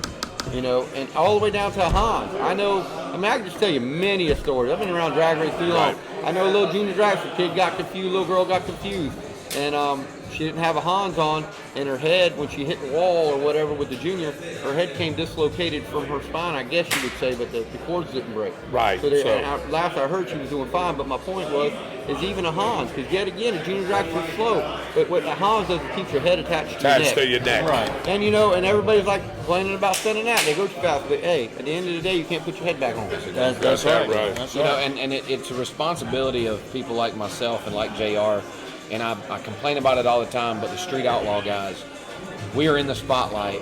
We have cameras in the cars, pictures being taken. The street outlaw guys are on the Discovery Channel, and we have a responsibility to set an example for this younger generation that's coming up with junior dragster ranks and whatnot. Right. And we need to set the example that you wear what you're supposed to wear, even if it's over the top. JR wears stuff that's very similar to me. We could get in the top fuel car tomorrow if we wanted to. Right. Right. It's the same stuff. And that's the example that JR and I need to set, and that your names like Big Chief and Murder Nova and Daddy, whatever. Daddy Dave, you tune into a Discovery show on a Tuesday night, and especially when they're racing on the road, I guarantee you can pick 4 or 5 different instances out throughout the show where they're not wearing gloves. Yeah. Or a single leg jacket. Right. Wrong shoes. One guy that really gets me is JJ the Boss. I hardly never seen him wear anything. Well, I've been at events. In fact, I won one of his small tire no prep events about a year and a half ago, and I watched him run from the starting line where he had been flagging and get in that heavy truck and get in a big heavy in his cut off plaid T-shirt, his blue jeans, his cowboy boots, and just a helmet. And especially all the outlaw stuff I've done, and I personally haven't. I don't street race or nothing like that, but my point is I've seen guys have the 5-point harness, have the helmet in the car, and they don't wear none of it. They don't put the 5-point harness on in the street or anything. Like, they wear none of it. No helmet. They just get behind the wheel and drive it like they're hard. But at the end of the day, it's not about hardness. It's about being smart. And at the end of the day, I've watched them not wear none of the safety equipment they do have, and run the car with no seat. I've watched people run cars with no seat belts. Yep. Yeah. Because they think they're hard, and I'm like, what? I don't even get that. Like, that don't even make no sense. That makes no sense. It makes me be able to, if I'm strapped in that car, I can drive it better. Because number one, if anything goes wrong, I can stay in control of it. Right. You ain't strapped in, you can get slung out of the seat. Yeah, you can't hold on to the wheel when you're over in the passenger side on the floorboard. That's right. All right, JR, I'm going to give you a few seconds, and I'm going to turn it over to Lyle. Promote yourself. Where can people find you at? Where can they go? Facebook? They can go Instagram? to Facebook, Instagram. It's JR Gray Racing. I'm also got a .com coming up, jrracing.com. You can Google me. You can find me anywhere if you Google me. I'm all over the place, all kinds of videos on me. Ain't no telling what I'm saying, but I'm very entertaining. JR Gray, right? That's right. Gray, Gray. There you go. All right, Lyle. Same thing, man. I've got an Instagram account. I have a Lyle Barnett Racing page, and then I do have LyleBarnettRacing.com where I have very little, but I do have some merchandise for sale, both beer money and the Pro Mod stuff. So, and again, we Google and YouTube and this, that, and the other. You may find some things you don't want to see. It's all there, and it's all for your pleasure. There you go. It's all right.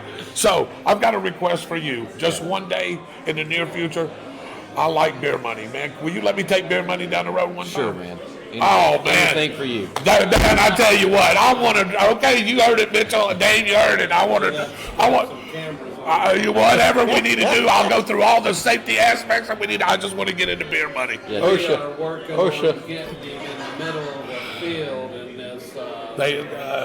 Dog, canine. They want me to get it. Just whatever for the show, man. Here we go. 60-year-old man running away from a dangum canine. That's what. That's gonna bite me in the tail. I might pay to watch that. There you go. All right, tomorrow. Give me a winner in each class tomorrow. Let Lyle be better at it. All right, you want Lyle? Okay, Lyle, give me a winner in every class. If it finishes tomorrow, all right, just give me a winner. Who you think may win? I'm going to go with Austin Brock in top fuel. In top fuel, okay. I'm going to stick with Robert Height in funny car. I think he's pretty tough and hot right now. Okay. I'm going to go with Double E in her first Gator Nationals win in pro stock. Okay. I'll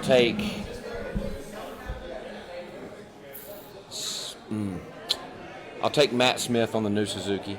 Okay. In pro stock motorcycle. Yep. And obviously, I'm going to take myself in pro mod. In pro mod, right? Just pick me.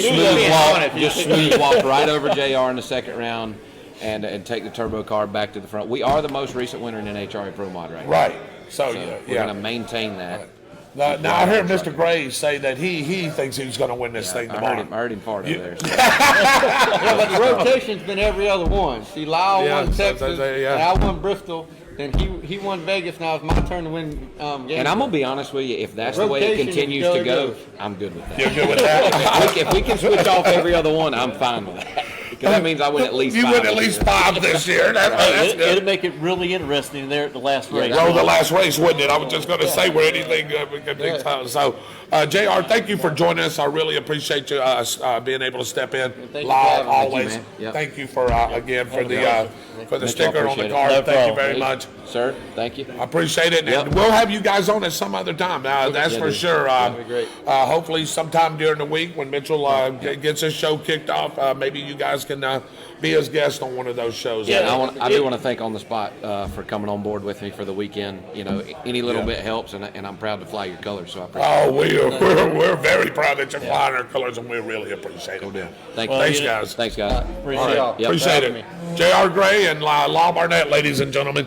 I tell you, Mitchell's been an entertaining show, hasn't it, so far? So far. So not too bad. Not too bad. So we've had a couple of the drivers that we know pretty well, and you've got to be really good friends with. And look, man, I tell you, the lobby is starting to clear out. But is Erica still over there? I'm actually going to walk over there. I'll tell you what, we're going to go to a commercial break. If she's not, let's see if we can get Courtney on. Okay, that'll be fun. Courtney would be fun to have on. Sure. So we're going to take a commercial break. Mitchell's going to go to the lobby over here where everybody's at and see if he can find a Erica Enders. And if not, we'll get Courtney on, and we'll be right back after this commercial break.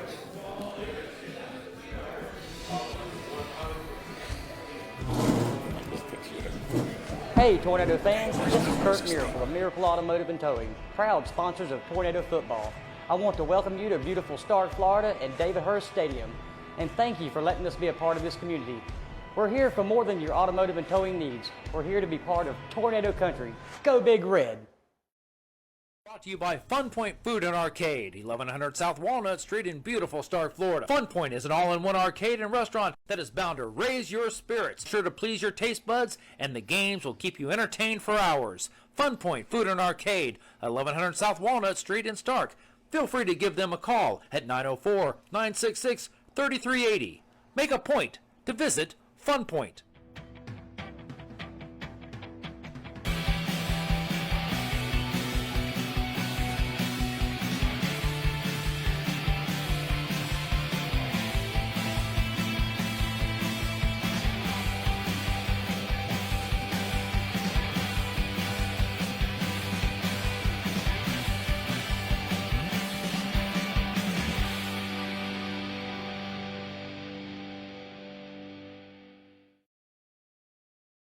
Welcome back to On the Spot with David Rodgers. I'm your host, David Rodgers, right alongside of my co-host, Mr. Mitchell Gunner.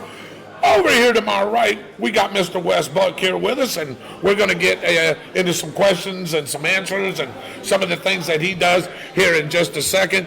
But hey, man, what an entertaining segment we just had with J.R. Gray and Lyle Barnett. When you put that two all together, it's a good time. Man, I thought we was going to see some money swapping over to see who's going to win this thing tomorrow, man. I tell you, great guest, and we appreciate them guys coming on. We're here at Hotel Indigo here in Gainesville, Florida, where most of everybody's staying that's involved with the Gator Nationals this weekend. And again, man, it's just been a wonderful time so far. And we got another great guest here, Mitchell. Introduce this gentleman Sure, right here. this is Wes Buck with Drag Illustrated Magazine. We're going to let Wes kind of talk about the magazine and all that he does behind the scenes. He also has a show that he puts on regular on Facebook. So Glad to have you on. Hey, thank you guys for having us. It was cool to meet you. I actually met you at Sick Week. Yes, on correct. Sick Week, I guess is the way to phrase it. A couple of weeks ago, right down here in Gainesville. I literally looked over and I said, oh, I know this guy. And then I thought to myself, I said, where are we? Are we in Gainesville? Because all this stuff starts to run together. Right. You know, you start to go to one race after another race after another race after another race, and you actually find yourself asking yourself, where are we? Oh yeah, Gainesville, Florida. So thank you guys so much for having me, man. because you wasn't too long ago. Was you down in Bradenton? I was, man. I mean, it's kind of crazy how the drag racing season never ends down here. You know, this part of the country, you guys are blessed to have, you know, knock on wood, good weather mostly year round, and it's except for this weekend. Except for this weekend, right? I mean, what a deal. To be honest, that's probably a good place to start. Like, just what a tough day for the NHRA. Right. Yes, you know, like, I don't know that they could have tried harder, to be honest, to do something spectacular for the sport of drag racing. Huge investment of time, energy, money, all these things, and it just would appear to me that it fought them at every turn. It sure did. You know, and one thing that I was really worried about was where was the fans going to park? You know, because of the situation that we had on Friday.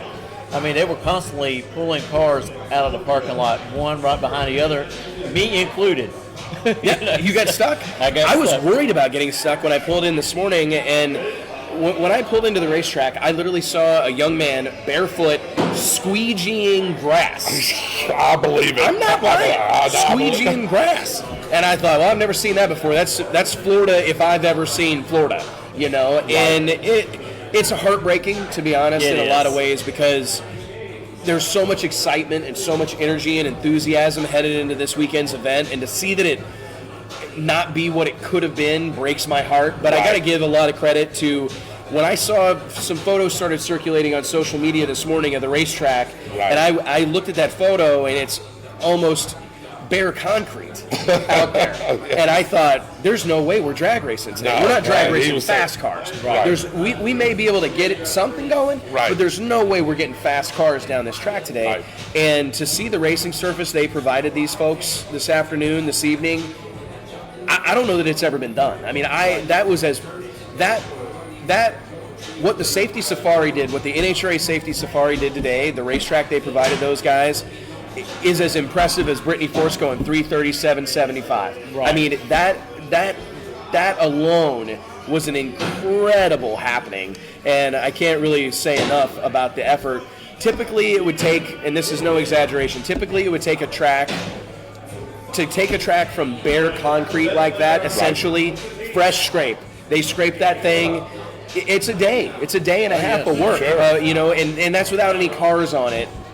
And to see them pull off what they did in 3 hours, I can't say enough about it. Massively impressive. I think that no matter what happens tomorrow, that will be my takeaway for the weekend, is drag racing for so many years. This is such an incredible group of people. And I don't know that there's any other sport on the planet where people would endure what this group of people have endured this weekend to do what they do, to do what they love. I mean, we saw alligators in water pond, you know, in puddles.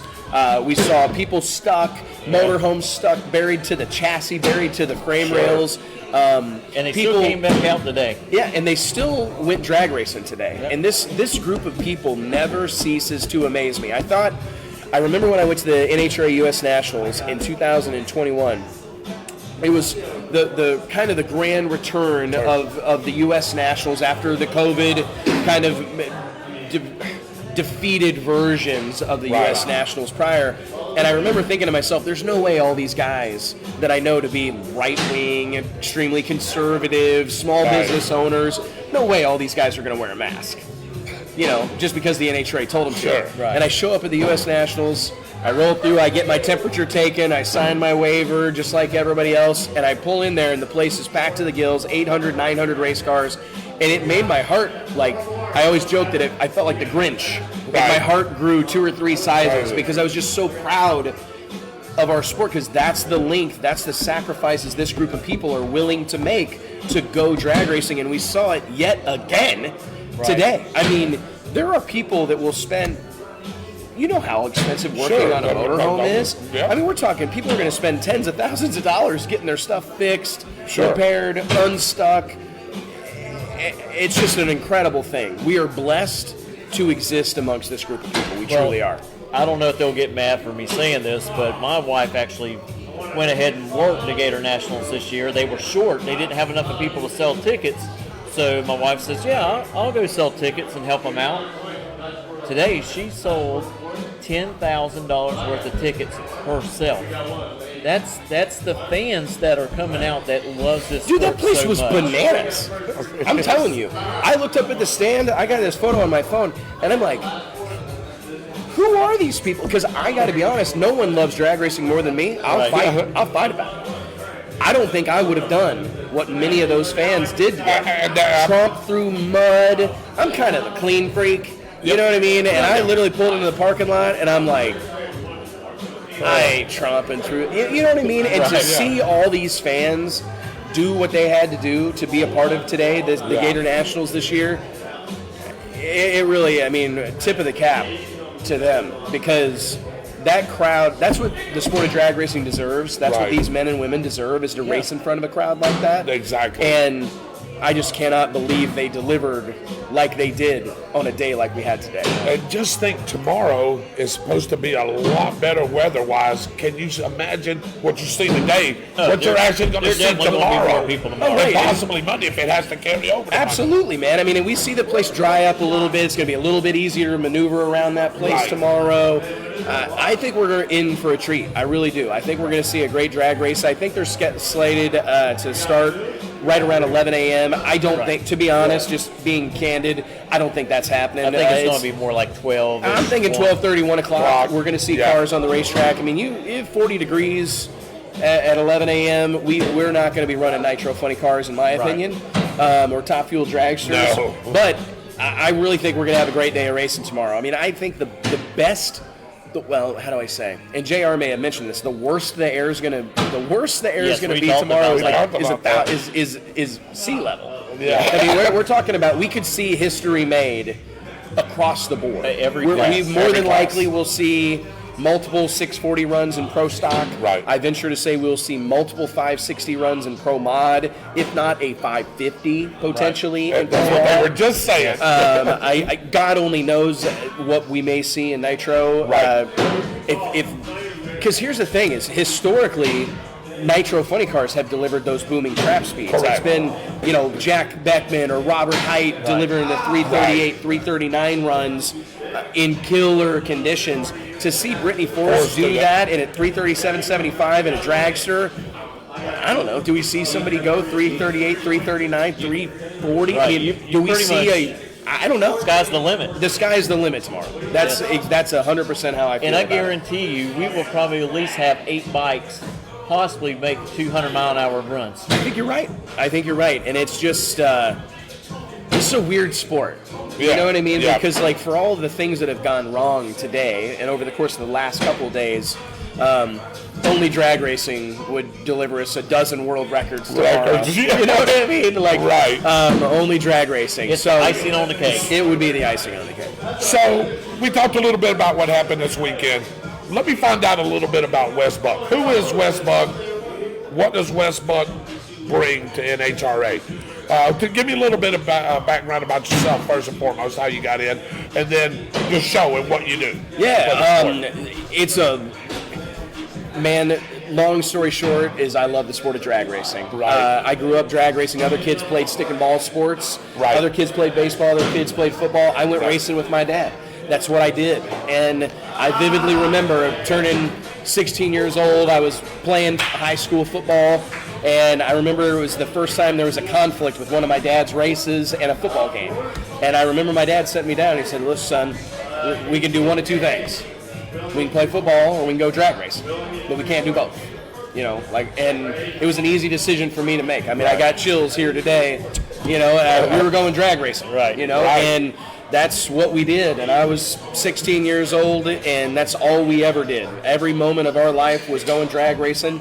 My dad's a mechanic by trade, runs a small auto repair shop in Northeast Missouri, and I knew when I graduated high school, I'm a college dropout. I went to college for 14 days, and I knew that I wanted to find a way to be involved in the sport of drag racing. I wanted to make the sport of drag racing my work, my career. So in October of 2005, I founded Drag Illustrated magazine with a couple of buddies.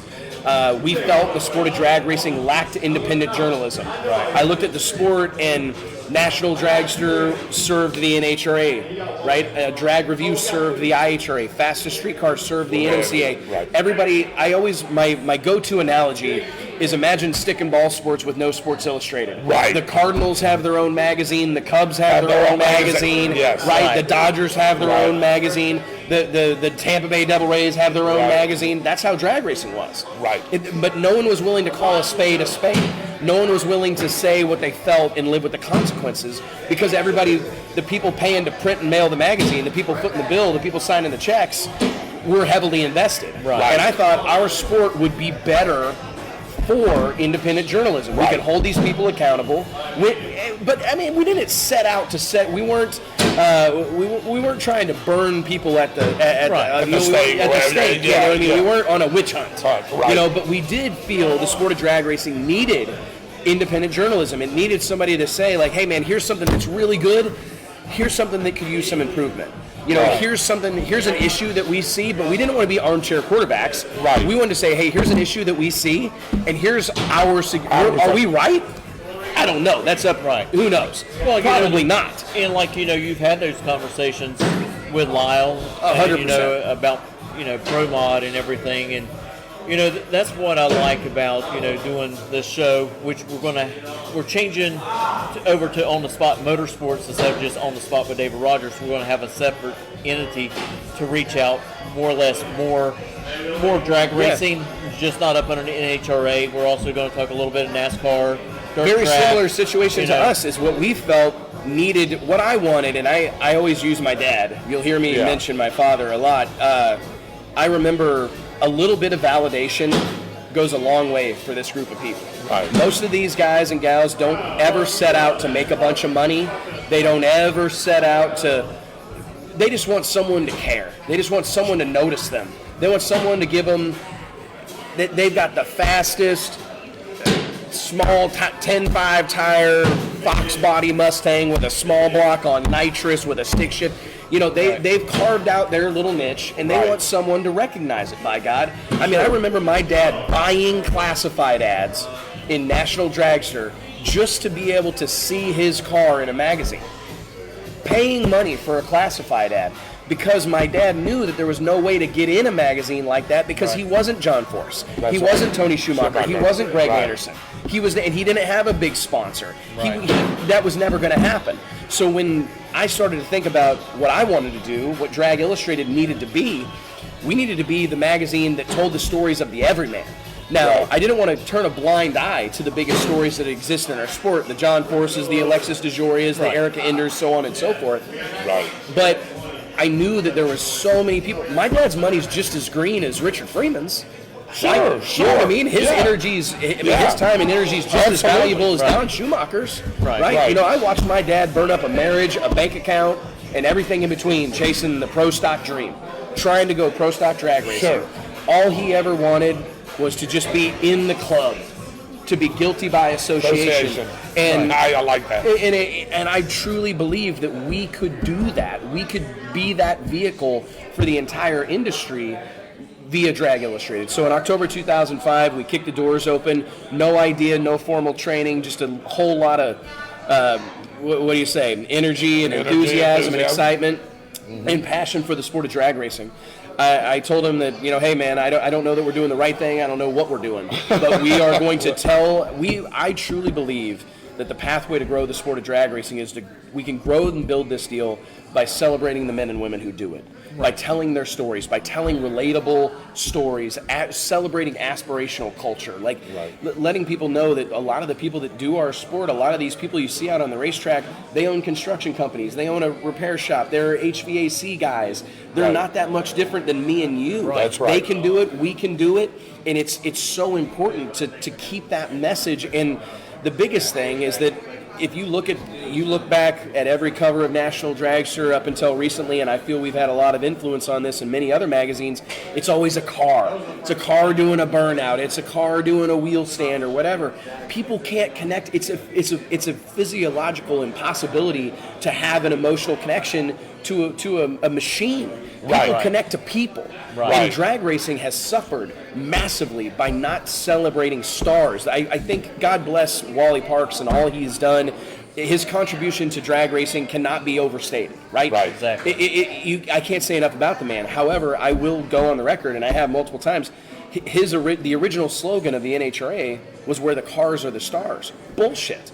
The cars are not the stars. The people behind the wheel are the stars. And the mechanics. Without question, the men and women working on these things, these are the people, they're the difference makers. So we set out in the fall of 2005 to put faces to those vinyl letters on the windows, put faces to the names, right? And I knew so many drag racers that had never seen, people knew what their car looked like, but nobody knew what they looked like. Nobody knew what they sounded like. Nobody knew what their demeanor was. Nobody knew where they were from. And it broke my heart because I looked at, how many times have you been driving down the road and seen in loving memory of Dale Earnhardt, number 3, in the back glass of a Toyota truck?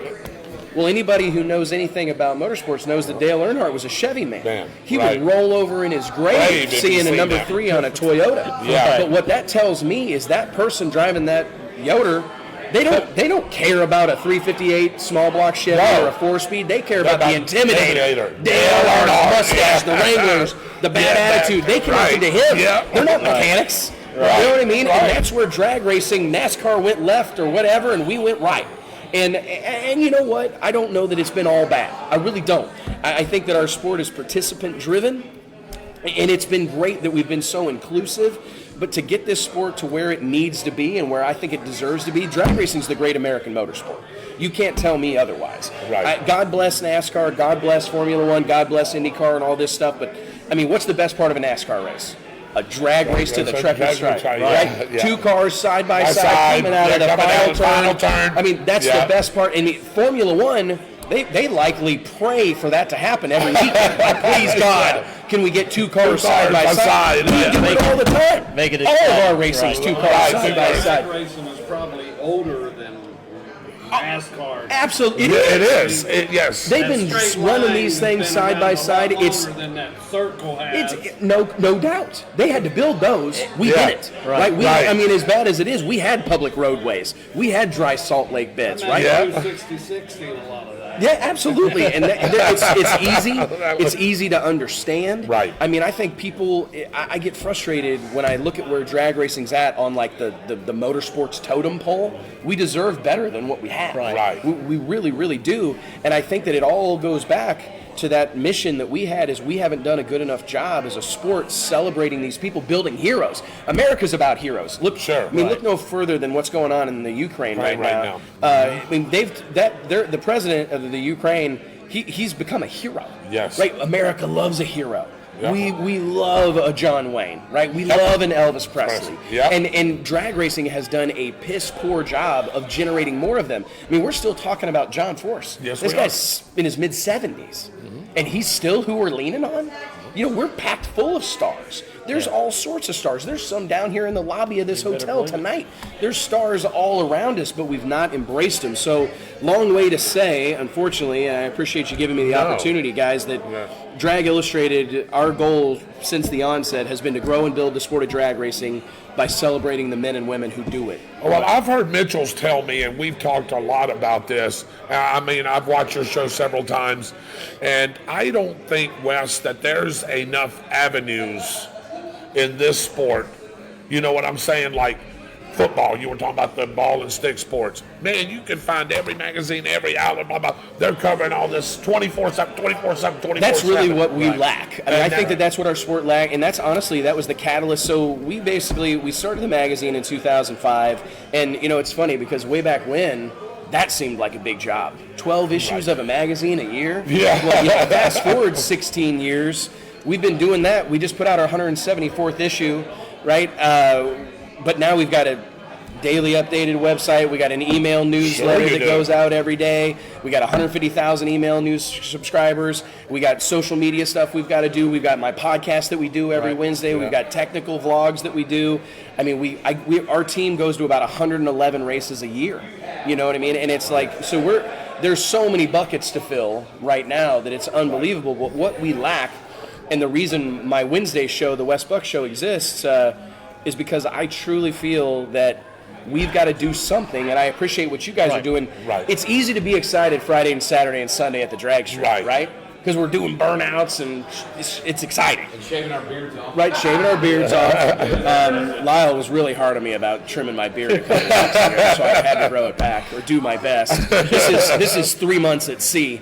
But it's really, we've not done... That enthusiasm's easy to manifest on Friday, Saturday, and Sunday. Yeah. But we lack Monday through Thursday. And that's where ESPN, I mean, you see it in NASCAR. They've got 24/7 programming. I'm an NBA basketball fan. Me too. My son is a huge NBA fan. And I couldn't consume all the NBA content that exists if I wanted to. I mean, there's a show on every day, multiple days. Stephen A. Smith's on ESPN in the morning talking about it. Colin Cowherd's on Fox Sports talking about it in the afternoon. They're on. I mean, I really don't like feel that, go to Sirius Radio. They've got it everywhere. I mean, it's unbelievable, and I really think that's what drag racing is lacking a little bit right now. I do as well. We need more people like yourself, talking heads. Right. And it's not always a comfortable position to be in. Right. Because you take criticism, you step on you know what I mean? You say something you shouldn't have, whatever. I've done it. I mean, we've done about 250 episodes of our podcast, and I've said stuff that I regret and gotten in arguments and everything in between. We've done the same. But we're human, and we're going to do those things, and like we had Joe Costella on our show, and that's what we talked about. These drivers don't get the credibility that they should be able to get because they're only being seen on FS1 one day a weekend, or 1 day a week. And we have the opportunity by doing podcasts, Joe, us, you, to get these people showcased and find out about their true stories, where they come from, how they got where they're. And that's how you connect people to them. I can tell just the Lyle and JR having them on. You could just see the light in their face when they were just sitting in front of this camera. Hey, this might, like you were saying, this may not be the biggest thing in the world. We're trying to grow this thing just like anybody else is trying to grow their deal.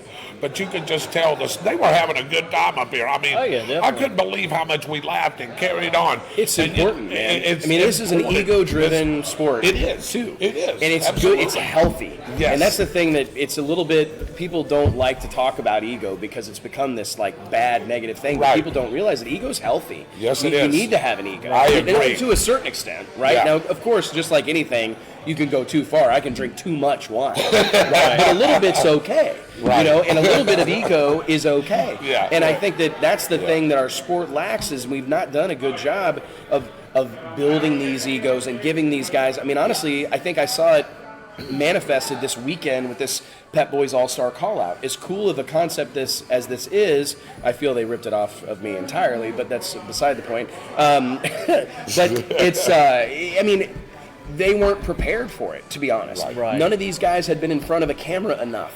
Right. None of these guys had been put in that position enough. To be willing to go up there and call somebody out, or you know what I mean. And they did a great job of it. They did as good of a job as they could. They don't have that relaxing feel. And it was awkward. Natural. The whole thing has been awkward since day one because none of these guys have been put in that position before. UFC fighters, they're used to it. Right? It's part of the deal. A heavyweight boxer, Mike Tyson, whatever. I mean, this Tyson Fury, the heavyweight champion of the world. I mean, that's their world. Yeah. They're in front of a camera all the time, and I think that honestly, this is what you did tonight for Lyle and JR. You guys may not get this, but I hope you know that you're doing them a service. Right. It may not Absolutely. feel like it tonight. You probably felt like they were doing you a service. Right. Well, Right? Yes, absolutely. Right? Absolutely. You probably Absolutely. I feel yeah. like it was a 50-50. Yeah, I mean, ordeal, but I would argue that it's not. I would argue that you did them far greater service than they did you, because they need this experience. They need to be in front of the camera. They need to be asked questions. Yes. They need to be uncomfortable. And we're never going to get a Conor McGregor. We're never going to get a Tyson Fury. We're never going to get a Ronda Rousey or whomever we're looking for. Right. They have to have these experiences. I was watching a video the other day on YouTube. There's a huge heavyweight title fight coming up in a couple of weeks, and Tyson Fury, undisputed heavyweight champion of the world. I'm a big combat sport fan as well. And he said, he goes, man, he was doing this interview on YouTube, and he said, man, I think this is the 250th of these interviews I've done today. And he still brought it. Big energy, big enthusiasm, talking shit, blah, blah, blah, the whole thing. And I'm going, I'm sure he's exaggerating, but let's say he's done 20 interviews, right? Right. I mean, that's 10 times more than anybody on the property this weekend has done. Right. This at the Gator Nationals. Right. You know what I mean? And he still brought big energy. And I'm here to tell you guys that there are a multitude of people in this sport, huge stars with big sponsors, that turn down one interview after another this weekend. I know this. I know these things. I see it all the time, and we have to fix that. And we have to get them comfortable. But we got to train them, and it's going to be a process. It's not going to happen overnight. And I think we started with this, and I don't know how much you've been following us. I know Mitchell talks with you a little bit, but we've diversified the show a little bit. So on our regular Tuesday shows, we do On the Spot with David Rodgers. We talk local things, whatever's going on within our town, our region, our county. Then we get into some national news. We got another co-host, really does a good job with I call him a national correspondent. Yeah. Okay, then of course I'll talk other sports, football, basketball, what's going on locally there, what's going on regionally, NCAA basketball, whatever the case may be. And then we throw in some other things there as well. So weather, things like that, that's on Tuesday nights. And then I got to thinking, we had a meeting about a month ago, a little over a month ago, about a month, 2 months ago. We were like, you know what? Mitchell Gunner loves motorsports. He races. He races 22 weekends a month and whatever. I mean, a year. Try as much as possible. And try as much as possible to race those. Right. You go to all these racing events, and he was just so knowledgeable, with what he knows and who he knows. And my creative wheels got to thinking, and I just brought it out. I said, why don't we create a motorsports page? Right up this guy's alley. 100%. So we created a page that's going to attach to our page. It's called On the Spot Motorsports with David Rodgers. It's going to tie into the page because that's the way he wanted it. We wanted it.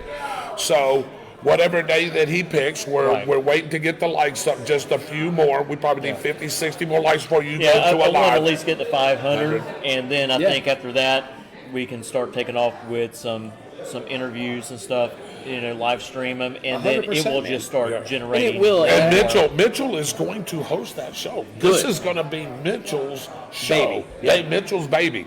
Hey, whoever he can bring on for interviews, if he wants me to co-host or whoever he wants to, but this is going to be Mitchell's baby. And Mitchell, with his love for this sport, is going to help you and some other guys that are doing these kind of things, just filtering it into one. In this day and age, the tools that are available to us right now to connect with people, I think back, I remember, again, when we started the magazine, we mailed, the only way we could connect with somebody really was to mail them something, or to call them on the phone or to go see them in person. To think about the technology and the opportunities that exist today, I think these are heady times for people that have a passion, that have genuine, authentic enthusiasm for something. Right. And I think the sky's the limit. And I tell people all the time, whether it's 500 people or 500 million, I treat it the same. I treat it, every time I look at a camera or talking to a microphone, I act like the world's listening. Yep. That's it. And I think that eventually they will be. Right. And the thing about it, once you know pretty much drag racing, and you already know what questions to ask, and you already know what the driver's done and what the driver's probably expected to do next. You don't have to have a whole bunch of notes in front of you. You can actually They sure help. go. But it's hard. I mean, I will be honest. We were literally, Mike and I, my co-host on my show, we were talking about it today that we've got to improve our preparation. Right. We've kind of made our bones just shooting shit. Talking, telling stories and talking. Right. And that's how this show became. Yeah, and it has worked for us, and we're really proud of that. Last year we had 3.5 million downloads. You know what I mean? And we're really, really, really proud. Of what the show's become. But it's like we recognize that. Like, you know what? I don't know what Alexis DeJoria's average reaction time was. Maybe we need to hire a writer. Maybe we need to hire some people to help us with stuff. Right. To stay on track. Stay on top of those things. And I mean, it's a work in progress. But I think that honestly, any effort made to shine a light on these men and women and what they're doing. Drag racing's not a sport that's going to make you rich, right? No, I mean, nobody out here this weekend at the NHRA Gator Nationals is out here seeking fame and fortune. Maybe fame, but more than likely not fortune. They understand that this sport, if you win them all, you're still in the hole. You could win every race this year and still be upside down in it. You've got to be here for the bragging rights. You've got to be here for the desire to be the man. And I think if we can help these guys celebrate them, maybe someday we can change that. These guys to me are entertainers. They are. Yes, sir. They're like the Rock in wrestling. Yeah. They are just the don't Rocks. know it. They don't. And that's exactly right. Yeah. But you could just tell the way they were up here. They were so comfortable, and I'm going to tell you this because when you get them back on your show, you can talk about this. But they were joking around and picking each other. No, you're not winning tomorrow. I'm going to be winning tomorrow because of this. And you know what I mean? And they got comfortable, being here and doing this. You're lucky. You got two of the guys, that are as real a deal. J.R. Gray and Lyle Barnett. Lyle Barnett is everybody's best friend. Yes. He's actually on the cover of a very recent issue of Drag Illustrated magazine. Wonderful young man that's kind of a story defied the odds, right. A story of survival. It's an incredible thing what happened to him in September down there at Valdosta. What was it, in 2015, I believe? September 2015. I was there. Scary, scary, scary moment for Lyle, our sport, this entire community, and to see how far he's come in such a short amount of time, because that's not been that long ago. No. You know what I mean? Like 6 years ago, this dude's laid up in a hospital bed, not sure if he's going to live. Now he's fresh off a couple of NHRA Pro Mod wins. He's the hottest guy in the class. J.R. Gray, this guy was a relative unknown grudge racer. It's a funny story. I had two grudge racers, J.R. Gray and Justin Little Country Swanstrom. We were at I believe it was Lights Out 9 maybe or something like that, a big drag radial race in Valdosta, Georgia, South Georgia Motorsports Park. And they both had been in my ear going, what do I got to do to get on the cover of the magazine? And I said, how about y'all race for it? I said, how about y'all race for it? So they go up there and race for an undisclosed amount of money and being on the cover of Drag Illustrated magazine. Unfortunately, J.R. Gray lost that night, and Justin Little Country Swanstrom was on the cover of the very next issue of the magazine. But J.R. Gray's day is coming. That guy, he won the season-ending race in Las Vegas. He's charismatic. He's a good-looking, clean-cut guy. He's a self-made man. He's married. He's a father. He's got a lot of those traits and characteristics that people can latch on to. Like to call those intangibles. Yeah, intangibles. Yeah, it's like Tim Tebow out here. Yeah, but he's also he's a trash talker too, and he's got the gift of gab. He's quick-witted guy. Those two are both superstars in the. You guys may very well have been sitting next to Don Perdome and Tom McEwen and not know it. Right. Correct. You know what I mean? Exactly. That's what I see in them. They're going to go very far in their They're going to careers. go very far in the sport of drag racing. Yes, they are. They really are. Well, I tell you, Wes, I'm glad you was able to join us. Thank you guys for having me, man. Before I let you go, though, I want to ask two things from you. First of all, go ahead and tell everybody where they can find you and Drag Illustrated and your showtimes, things like that. Yeah, absolutely. You can subscribe. Actually, you can read the entire magazine for free at dragillustrated.com, www.dragillustrated.com. We take great pride in that. You know, it's we give the magazine away online every month for free. We know that it's a different experience to get it in your mailbox. We mail the thing poly bag that comes in a nice plastic sleeve every month, because I knew when I started the magazine, if this thing, I'm a car guy. Yeah. So I pay attention to details. Aesthetics matter to me. And I knew that if this magazine arrived at somebody's door dog-eared or folded in half, I'd be mad. I mean, this is my life's work. Oh, I get that way about drag strips. And it drives me crazy. Mailbox, it's all folded up, and I'm like, and I never would allow that to happen with Drag Illustrated. So we mail that thing every month in a poly bag, but you can read the whole book for free online at dragillustrated.com. Of course, on all social media channels at Drag Illustrated, and the Wes Buck Show every Wednesday afternoon, 2 p.m. Central Standard Time. Man, we do about 48 episodes a year.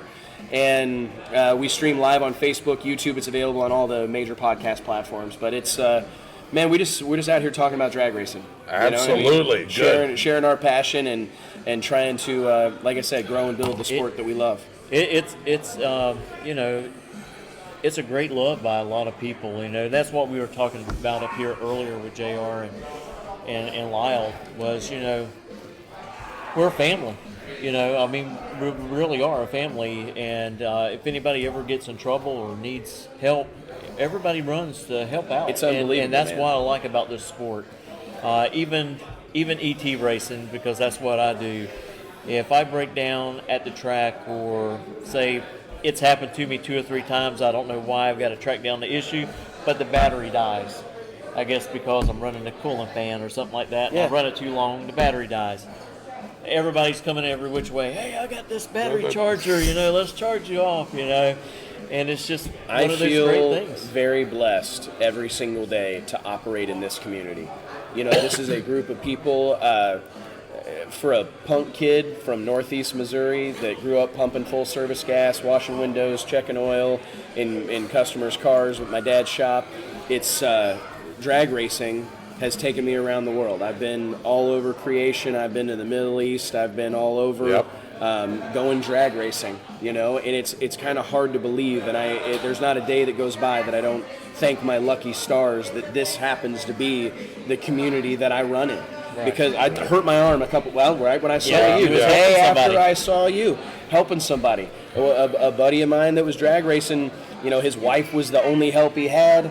You know what I mean? So I'm zipping lug nuts off the back of this thing and pulling a slick off and end up tearing my bicep or whatever. But I mean, that's what this community's about, you know. And this is a group of people that would give you the shirt off their back if they needed it real bad.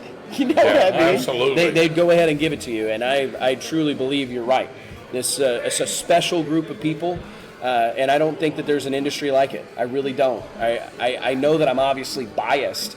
But this is a special group of people, man, and the mud puddles here in Gainesville, Florida this weekend prove it. Oh, yeah. All right, so you know this show is called On the Spot with David Rodgers, right? So I'm going to put Wes Buck on the spot.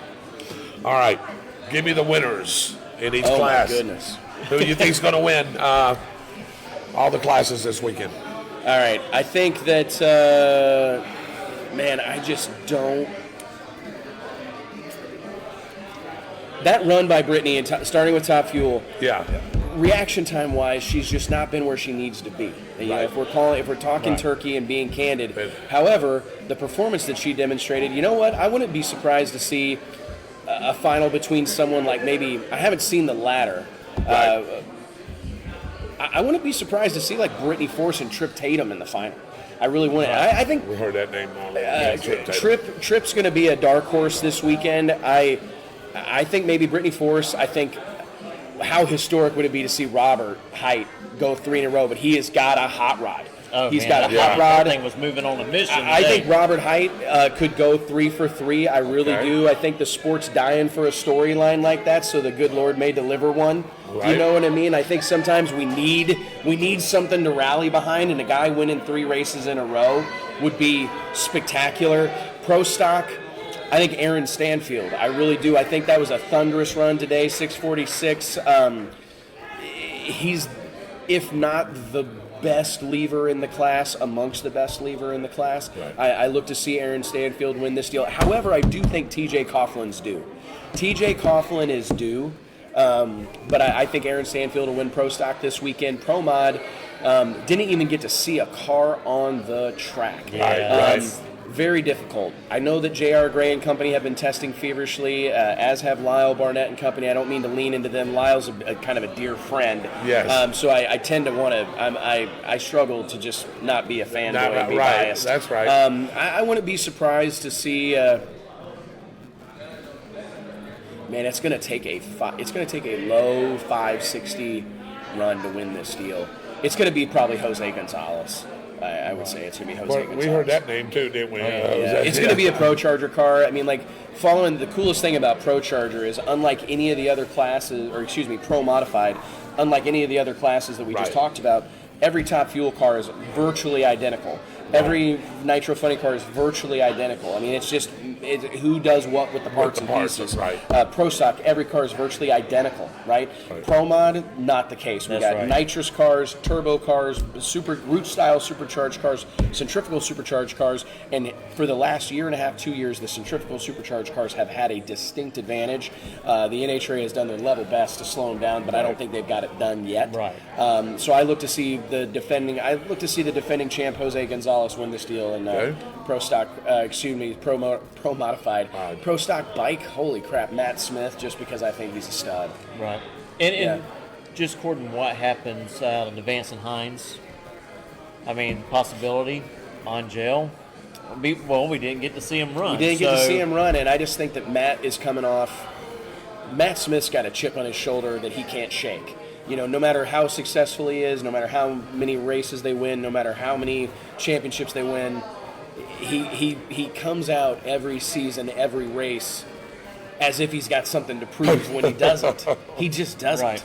You know, I mean, in the world of pro stock motorcycle racing, and I don't admit at all, I mean, I'm not at all claiming to be an aficionado or a historian of that particular part of our sport, but Matt Smith's on the pro stock bike Mount Rushmore.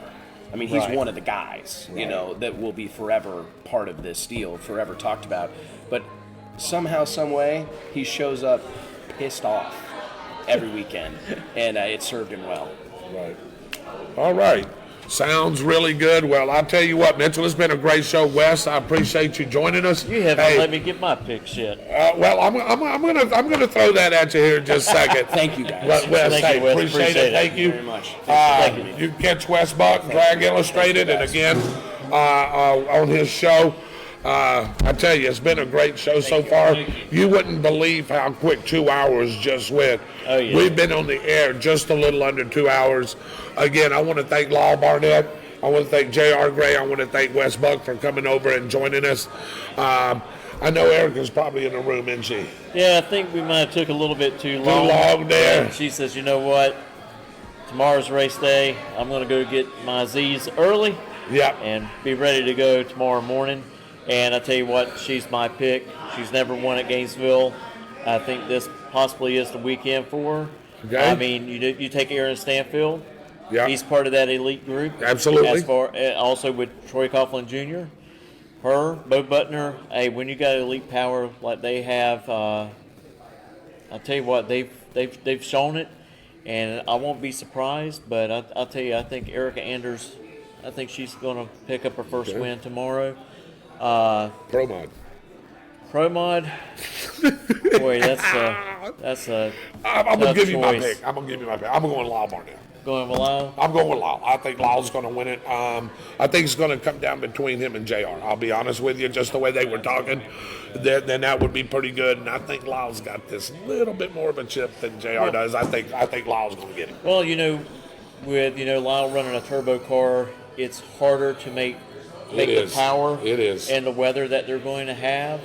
But if he is dead on with his reaction times, he can go pretty deep, and you never know what can happen. I mean, you have to run the race all the way to the stripe. Yeah. I mean, all different factors can come into play. All right, who do you like? You like JR? I'm with Wes. But I really would like to see Lyle. Okay. I mean, I really would. And I'm not just saying that because he's flying our colors on his car this Right. weekend. But, Which he is. Lyle's a great guy, a fierce competitor. And I tell you, it'd be the icing on the cake. Him win Pro Mod. Erica or one of the other cars at Elite Motorsports win Pro Stock. I'm also with Wes. I think Robert Height has actually got a really good chance of winning the Gators. Laying down a 333 mile an hour pass today. That car is going to be dead on. Weather conditions are going to be pretty much the same tomorrow. Right.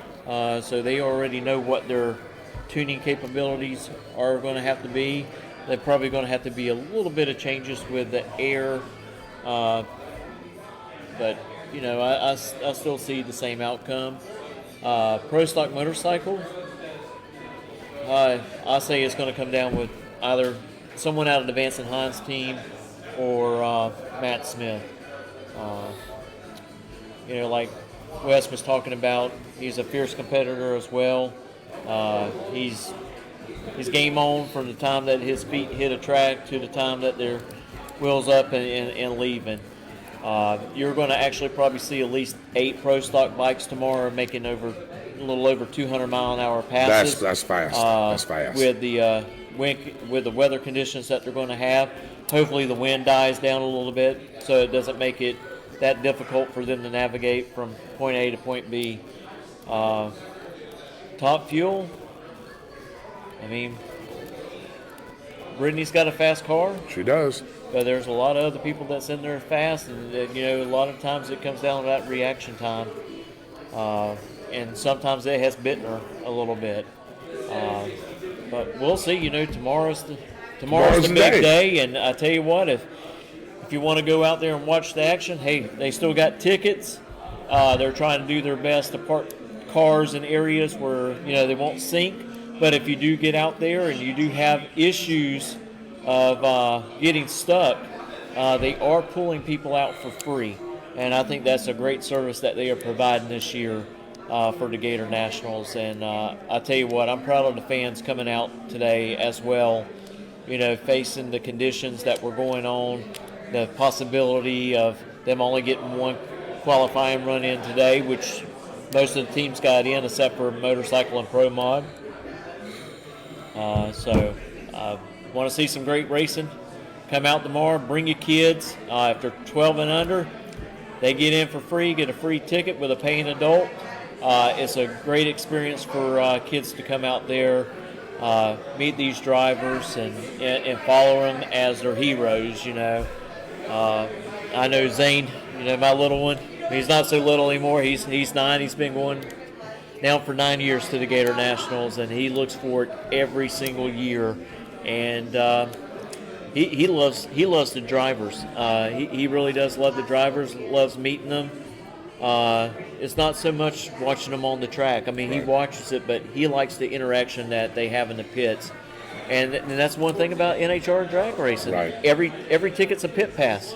You go around and watch these crews and meet the drivers, and you really don't get that opportunity when it comes to NASCAR. Right. You know, that's why I love NHRA racing so much. So, well, again, it's been a great show. We are here live at Hotel Indigo here in Gainesville, Florida. If you don't know where that's at, it's a great hotel. If you're looking for a place to stay, I suggest you come to Hotel Indigo. Dave, it is a very nice place. My goodness. No, but it is. I can tell, man, the food that was being brought up and just the common areas, Dave, that you see, very, very nice. I tell you, 5020 Southwest 30th Lane, Gainesville, Florida, Hotel Indigo. I want to thank, there you go, Dave spinning around now. You can see where we were at right here. Look, cornhole boards, they got all kinds of things here. I want to thank Lyle Barnett. I want to thank J.R. Gray. I want to thank Wes Buck for coming on. I know we went a little too long for Erica today. I know it was a tiring day today.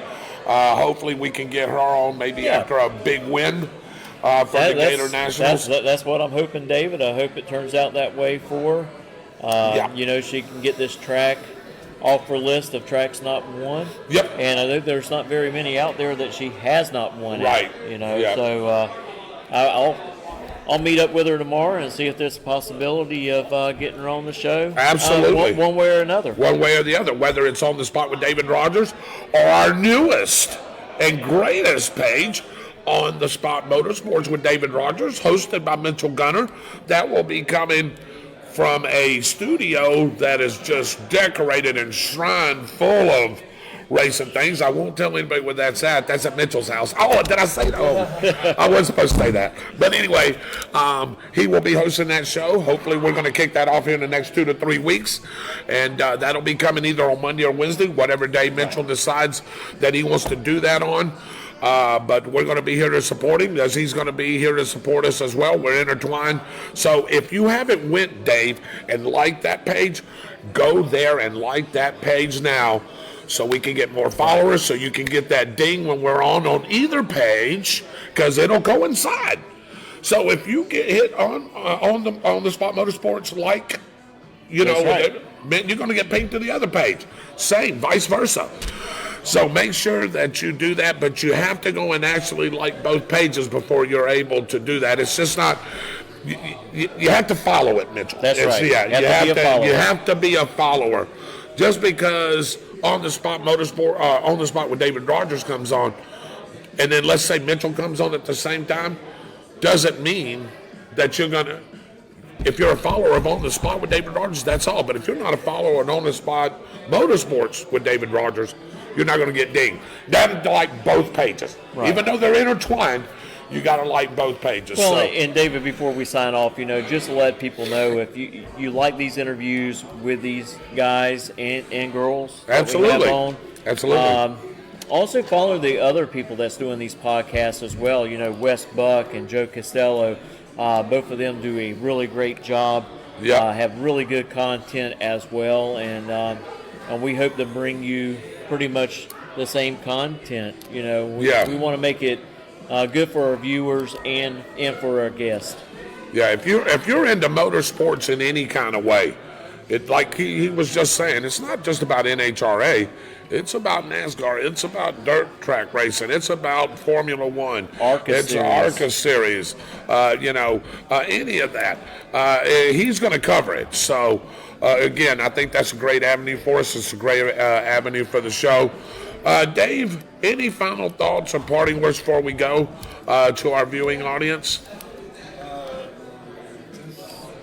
It's been a great show. We keep tuning in. Yeah. We'll give you all the information we can give you on any everything. subject. And if you guys got a subject that you would like to Absolutely. Let us know about it. let us talk about, we'll look it up. Hey, you can private message us if you don't want nobody to see it. Private message one of us, or you can go to On the Spot 32091 at gmail.com. That's On the Spot 32091 at gmail.com. Well, guys, it's been great. I tell you. Yeah, you followed it. There you go. Is it right there? That's it. All right, there we go. But anyway, thank y'all guys for tuning in, everybody that stayed up. I know it's a late night. We got a little bit late of a start just because we was waiting for everybody to come in. We was hoping to get everybody on that we did. I think for the most part we did. We would love to have EE on, Miss Erica Hendricks, but we wasn't able to. But hey, maybe we can get that interview at some other point. Hey, I'd rather her get her sleep and go out there and win. Oh, absolutely. I know you would. So, on behalf of our producer, Mr. Dave Holland, our missing director, Mr. Michael Heater, he had other commitments. Mr. Byron Bagwell had a work commitment today. Our host of On the Spot Motorsports with David Rodgers and co-host of On the Spot with David Rodgers, Mr. Mitchell Gunner. I'm your host, David Rodgers. God bless you. Have a great rest of your Saturday night, which is now Sunday. Have a great rest of your Sunday and a great work week as we got the upcoming week coming up. We will see you Tuesday night on our regular show at 7 o'clock. God bless you guys. You have a great and wonderful rest of the weekend and the rest of the week.